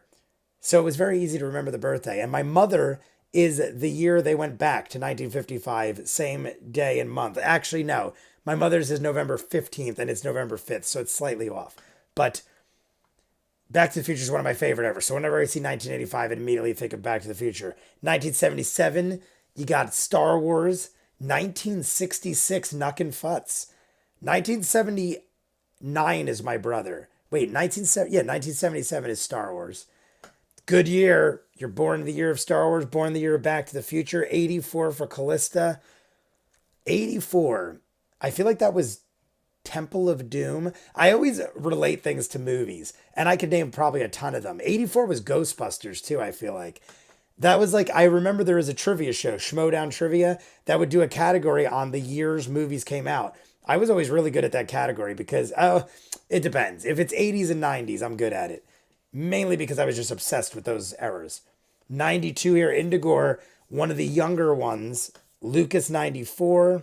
I'm only a couple years younger than you, born 84, Dave Chandler. So we got a nice little diversity in here. We got a lot of 80s, honestly. A lot of you are around my age. I honestly, I'm pretty much like the average. Even Longboard Ninja Master, same year as me. Look at that. It was destined. Longboard Ninja Master. By the way, guys, I also, when I went to pee, I really quickly grabbed another Truly. And you could see the difference if you get the Tall Boys. Look at the one I had before. And then look at that one. But this is what I'm going to end my night with. I might not drink at all, but that's all I had left, honestly. So I didn't have a choice. Sometimes I'll drink half. I'll save that for tomorrow. January. Oh, so you're older than me. So you just passed the new year. You would have almost been an 80s baby. I was born at midnight, but my mom said I was technically born at 12:01, but the doctors joked that if she pushed harder, I technically would have beat it by midnight. So she told me that they let her pick the day. And it was either October 6th or 7th. And she said, just go with 7th because it was technically 12:01. But according to her, she could have had my birthday be October 6th. They let her decide. Like she could have said, no, he was halfway out at 11:59. So his birthday's October 6th. Don't ask me what made her make that choice, but I always dug it because I always was a gambler and I always thought it was like lucky number 7. And that's just the gambler in me that I always find something that would make sense in my mind, that would make me want to gamble more or bet money on something, because I'm just like, that makes sense. I was born on the 7th, so that means I'm the luckiest person ever and I will win every bet ever. That is just how it works, guys. And it did not work that way. I was born in the evening of February 28th on a leap year, very close to being a leap year baby. I know somebody or knew somebody growing up. I honestly can't remember who it is, but I remember all the time I'd party with people and this person would always, and they were born on the leap year. They were a leap year baby. So technically, they're my age, but they'd be like 10 years old because they've only celebrated a birthday every 4 years. So like they're 40, but they joke that they're 10 years old. Something like that, I feel like is the case. March 7th for Mr. Dave Chandler, July 1966, and likely the oldest in this room. Nuckin' Futz. Well, right now, yes, you are. I was going to say something, but then I totally realized I'm wrong, so it's pointless. I was going to say, I know someone that's born in 1966 in July, but it's 1956 in July. Not that it has any relevance, and not that you'd know them. That'd be pretty crazy if you knew them, but I doubt you would now that they're 10 years older than you on top of that. Looks like you've got the title. But hey, Nuck and Futz, how long have you been a Critical Role fan? Because that's pretty awesome that the age group goes like so broad. I'm willing to bet most of you, if not all of you, are longtime Critical Role fans, because I've seen most of you in here since the beginning. CJ Cook, I just saw you, 1990. I don't think I saw CJ Cook in the chat before. If you did say something, I apologize. I didn't see your name. Daniel O'Day, I didn't give you a shout out either, but I did see you earlier. I remember he was on the Adverna axis, or Avis deep cut there. Some words just totally throw me off. January 6th is my birthday. Oh, LNG. I was like too long. January 6th. Who else is January 6th. Oh, that was the day of the... I'm like, why do I know that date? January 6th. That was the day of the capital. The capital day. Mine is Australia 83. Mine is Australia Day. What is Australia Day? I was going to say, I'm like, you were born on the day of Australia in 83, but I don't know what that is. From almost the beginning, you've been watching Critical Role. I've been a crit fan since the end of Campaign 1, which was what? Campaign 1 ended, I want to say, like what, 2017, 2018? I feel like it was around then. Cheers, by the way, guys. We're going to probably, it's 11:28. I'll go to like quarter to 12. We'll talk for another 20 minutes. Is the date Australia was invaded by the English? January 26th, really? And it's called Australia Day, the day Australia was invaded by the English. I did not know that. I'm just shy of the start of C1. I started beginning of last year and binged both campaigns in 6 months. Somebody I know, I've talked to so many people, I forget who, but somebody I know, cheers. I never took a drink. Cheers to everybody. Dave Chandler. Dave Chandler, did you get your fireball? I believe it was Dave Chandler.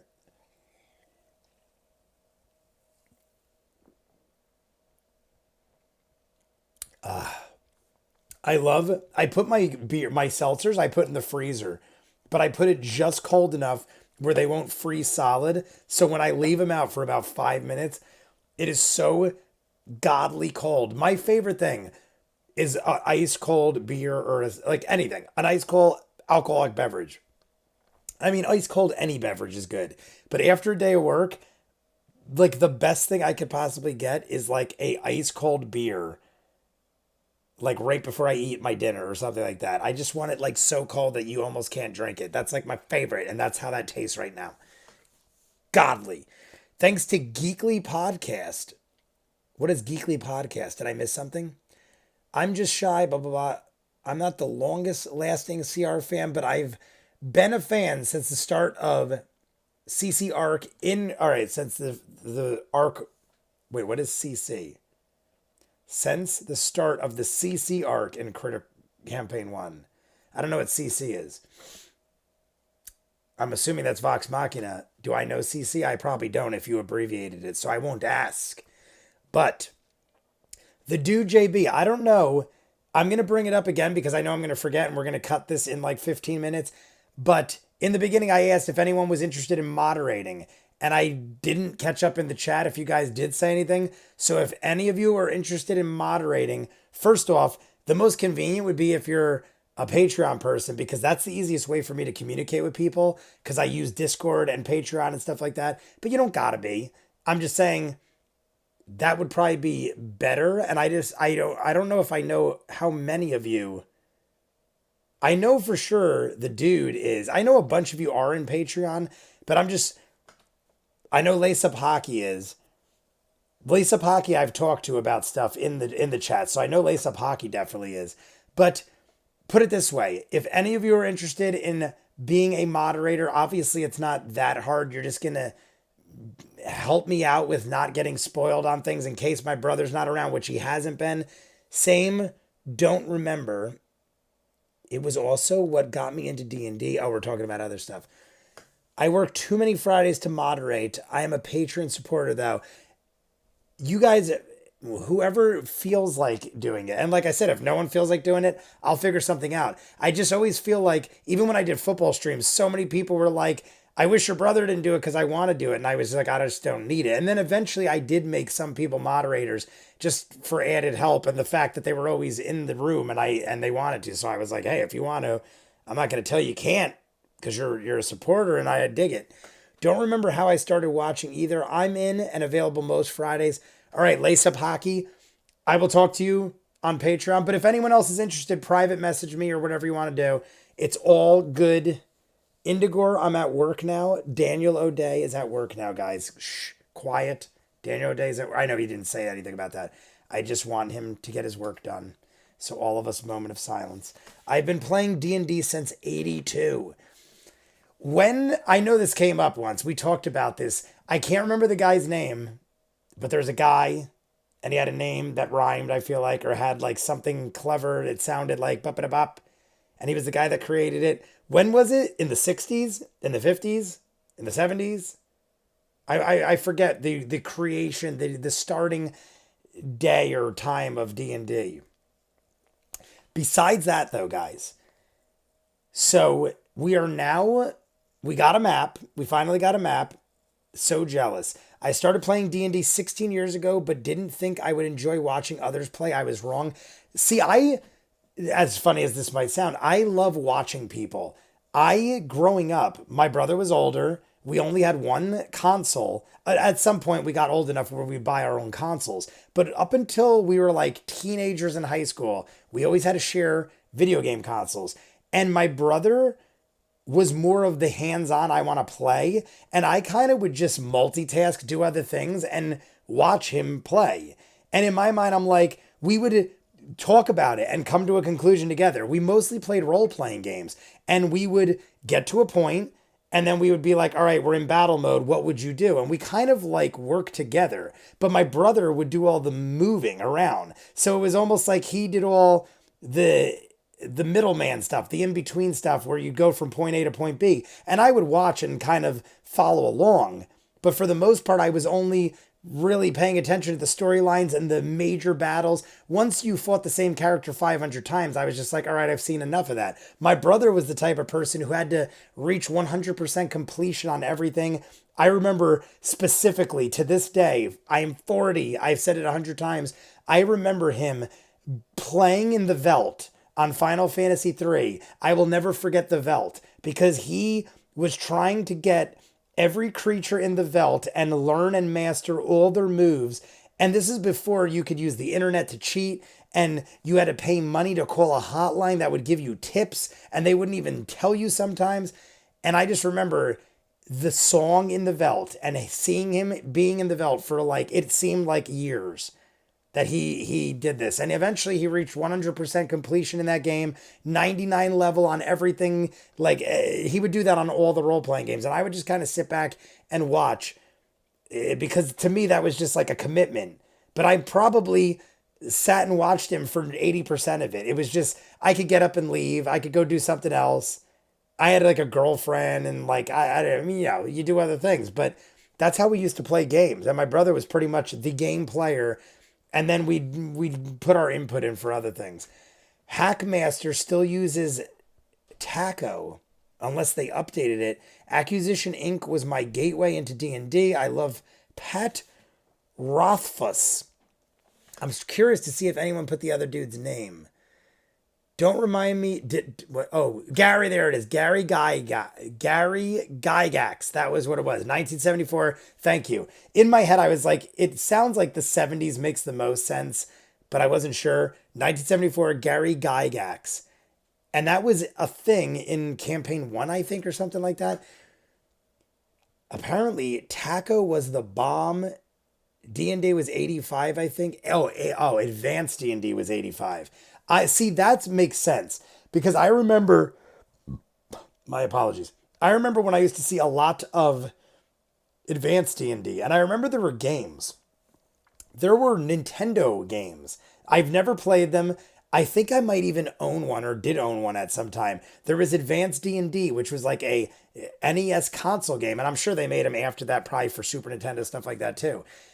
But that's the first time I remember hearing about and seeing D&D in the mid to late 80s when I saw the Nintendo game. And like I said, I think I even bought it because the cover probably had like a barbarian looking dude with a sword and a dragon because that's what they all had. And I probably bought it because that's how you bought games back in the day. You didn't have reviews, you didn't have magazines, you didn't have internet. You just went to the store and you go, that looks awesome. That's kind of how VHS tapes sold out and manipulated everybody because you'd look at the cover art and be like, that looks amazing. And half the time you get home and the cover art would have zero to do with the movie and it was just to get you to rent or buy it. Video games were kind of the same way. My mom would take us like once a month. Me and my brother would have to choose together. We'd pick one and we'd have to base it off the cover art. Maybe they'd give a little synopsis. And then once we started getting Nintendo Power, then you could get more of an idea, but I feel like they even paid people off of Nintendo Power because sometimes Nintendo Power had very highly rated games that clearly didn't deserve it. And see, this is how I go off on a rant. JB Rothfuss. I love that name. Well, no, that's the dude JB Rothfuss. It was Pat Rothfuss.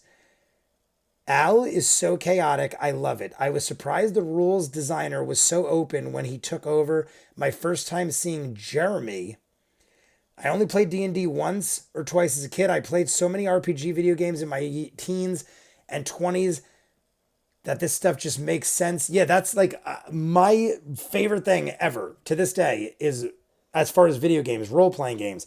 Old school, Super Nintendo. In my opinion, Super Nintendo maybe first generation PlayStation into PlayStation 2, that generation had the best role-playing games. Gameplay wise, I feel like. Granted, I haven't played a whole lot of stuff in the last 10 or 15 years, but gameplay wise, I feel like they were so great. Nowadays, you probably have awesome, visuals and stuff like that. You got a lot of story mode and shots like that. They didn't have that kind of stuff. You basically just had to use your imagination back then. And I played them all. Countless, every one you could probably imagine. Like I don't think there was one RPG for Super Nintendo I probably didn't play 20 times. Like all the, I mean you could name them all. Chrono Trigger and Final Fantasies galore. All the Zeldas, even the Zeldas. I mean technically they were more side scrollers. I mean they changed them up. I'm ranting. I'm going insane. You guys are having, we were talking old school D&D in here. I mean you guys are all talking together and I'm reading it and I'm digging it. Jeremy was a very difficult vibe from Perkins, but definitely entertaining. There are no way that they don't have Pat. There is no way they don't have Pat. Oh, we're talking probably like people and characters. I don't even know half of what is being spoken of. I'm just catching names. I wonder if Joe will be in Legend of Vox Machina as a VA since it's doubtful his character can be in it. Dungeon Siege was my entry into RPGs and the fantasy gaming universe. Dungeon Siege. That name sounds familiar, but it's not. I'm not envisioning what I'm thinking it is. Not positive on that one. Dungeon Siege. I know that name. Pass to another person at GaryCon. All right, let's see this one. Oh, that's why the cursor's over it. The sandal in the episode 1 of Vox Machina is tribute to the fact that Gary was a cobbler until he sold his first D&D copies.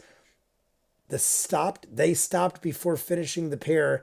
Now the holy artifact passed to another person at GaryCon. My God, there is some deep lore.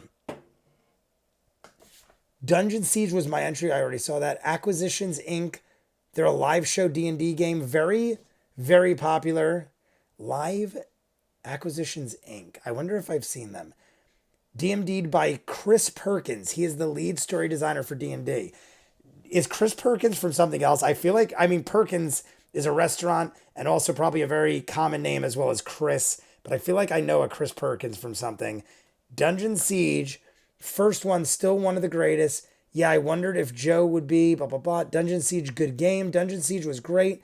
Deep lore. I'm assuming Dungeon Siege was PC, because I don't remember Dungeon Siege for Nintendo or Super Nintendo. Also a bad movie. Oh my God. Uwe Boll. Qatar? Wait, what is Daniel? Dungeon Siege? Is it based off the game? Dungeon Siege. I always pronounce his name wrong. I know the guy you're talking about though. That's that crazy insane guy that makes all. I believe he made Resident Evil and a bunch of other insane stuff. I think it's Uwe Boll, but he's like an insane crazy person.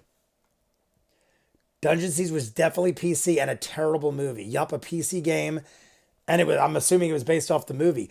I was watching a movie last night. Not that this is directly related to anything, but I don't know why I thought of it. Called Millennium from the 80s. Every now and then someone throws a movie at me that I remember the cover art of and I thought I've seen and I never have. Chris Christopherson, time travel movie based on a plane crash. And I started watching it last night and I was just so tired I passed out. And I thought once I started watching it, I would remember. And I don't think I've ever seen this movie.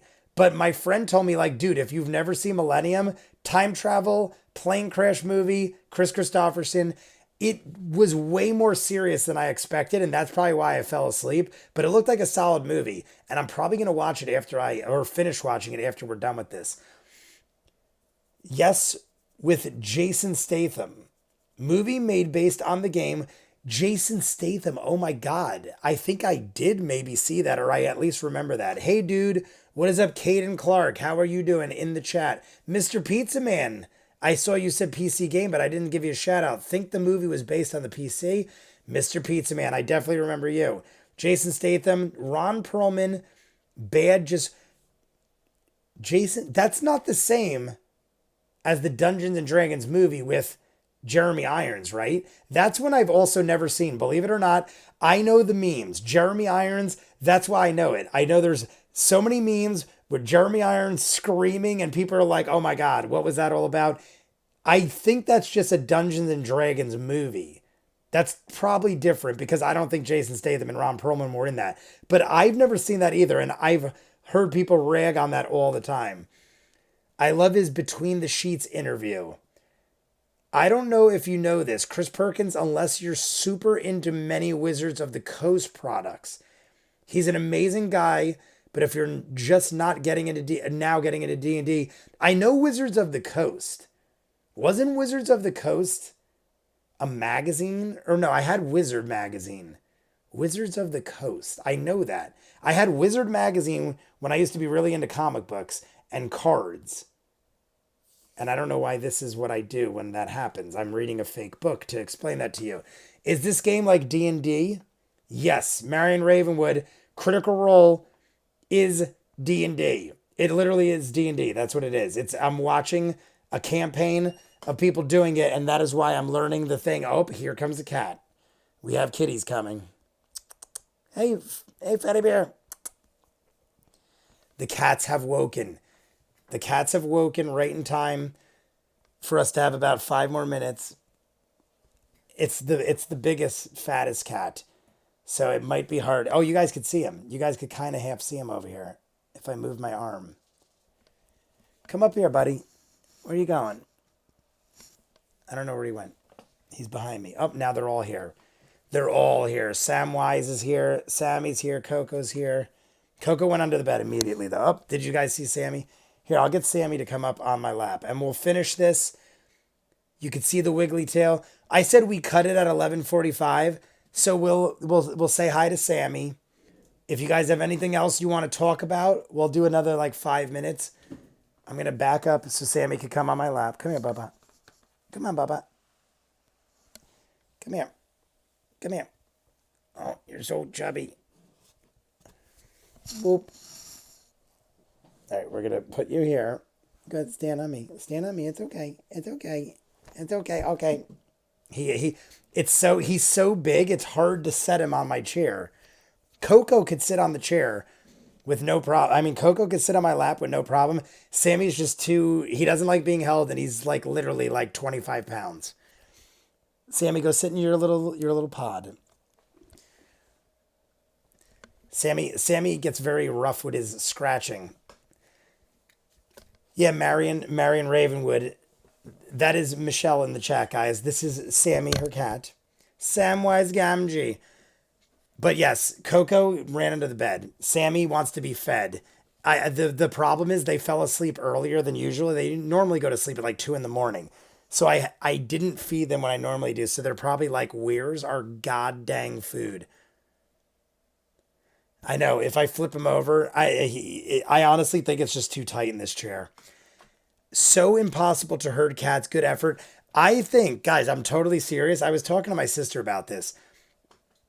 I have a thing right here, and it's now perfect for a perch to have cats on. The only thing is, you can't see it from any good angle with any setup I do. So I was thinking of mounting a camera here that aims this way, because I always look this way. I don't know if you guys notice, but I always look this way and react to an invisible camera. There's never a camera over here, but I'll always, just because my original setup had a camera over here. So because of my original setup, I'm always looking over here and there's nothing there. So I'm thinking, if I put a camera here and I focus it on the cat tree, then I can literally switch my cameras and you guys can see the cats, and I don't have to throw them on my lap, and it just kind of works better. And you guys can see a different angle. And then when I look to the right, it'll actually make sense sometimes.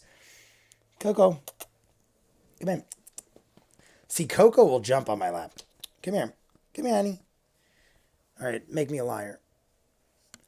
But Coco will stay here. Coco will stay here because she's tiny. So she can fit. She fits like a nice little tiny cat. See, look, Coco will just sit here. I mean, I don't know if you can see her well, but she's the tiny little kitty. Ready? I'm going to lift her up with my knee. Now you can see her.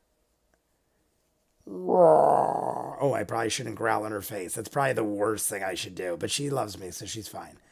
Coco's favorite thing to do is she will go behind my chair and fall asleep. And then I have to lean up like this. I boot her up a little.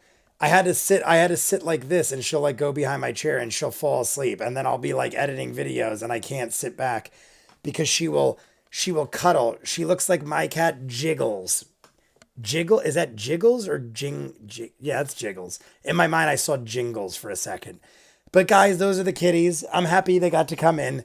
They want to get fed because they're going to start attacking my chair because I haven't fed them. And I mean, they eat plenty. Believe me. You can see Sammy's a tank. I'm so late. Hope it's been going great. Colvin, we're about to kill the stream. We're saying goodbye. Colvin, it was good to have you in here. Everything will be posted up. Cat cam, yes, we're going to try for the cat cam. Question, sorry if it's off topic. When are you going to upload MLP again? Caden Clark, I actually was talking about this earlier. I haven't completely stopped My Little Pony. I just had to get a routine going, doing other things.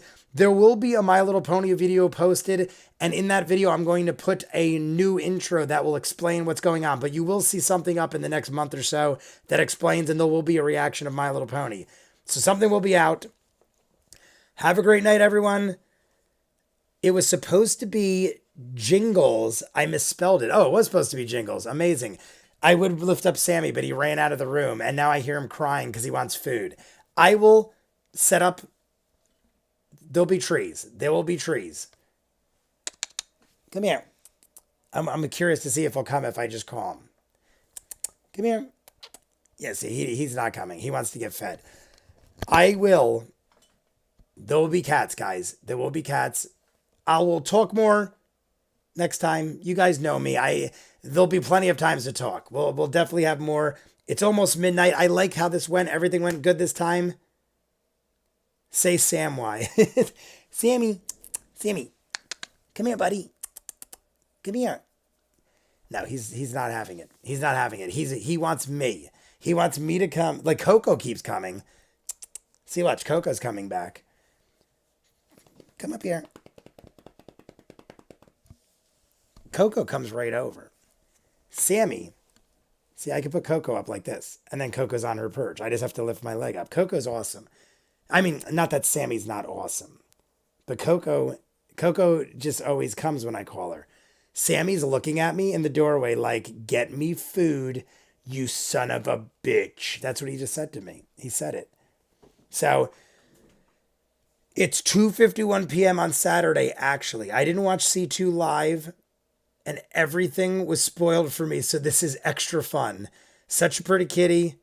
Another good week and solid stream. I think we've got a schedule sorted.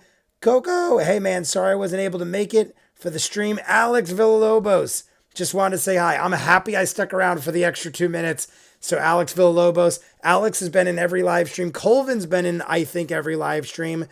Caden Clark, I answered your question. Lucas, Marion Ravenwood, NMC. I feel like that's MN Cena, like John Cena, but I don't know if I'm just seeing that in my mind. Either way, Indignant Glare, Marion Ravenwood, do not mistake him for a conjurer of cheap tricks. I didn't blah, blah, blah, blah. All right, I think we're good, guys. I'll talk to you all later. Remember to thumbs up, like the video, subscribe if you haven't. We'll be back on Friday, 9 o'clock for episode 5. You'll see part 1 on Sunday. Part 1 on Sunday, Patreon hour only Wednesday, and then part 2 Wednesday night. I'll see you guys Friday. I'll talk to you in the chat, and any questions, meet me there. If you're interested in the moderating thing, I got Lace Up Hockey helping, but if anyone else is interested, private message me. I'll see you later. Peace.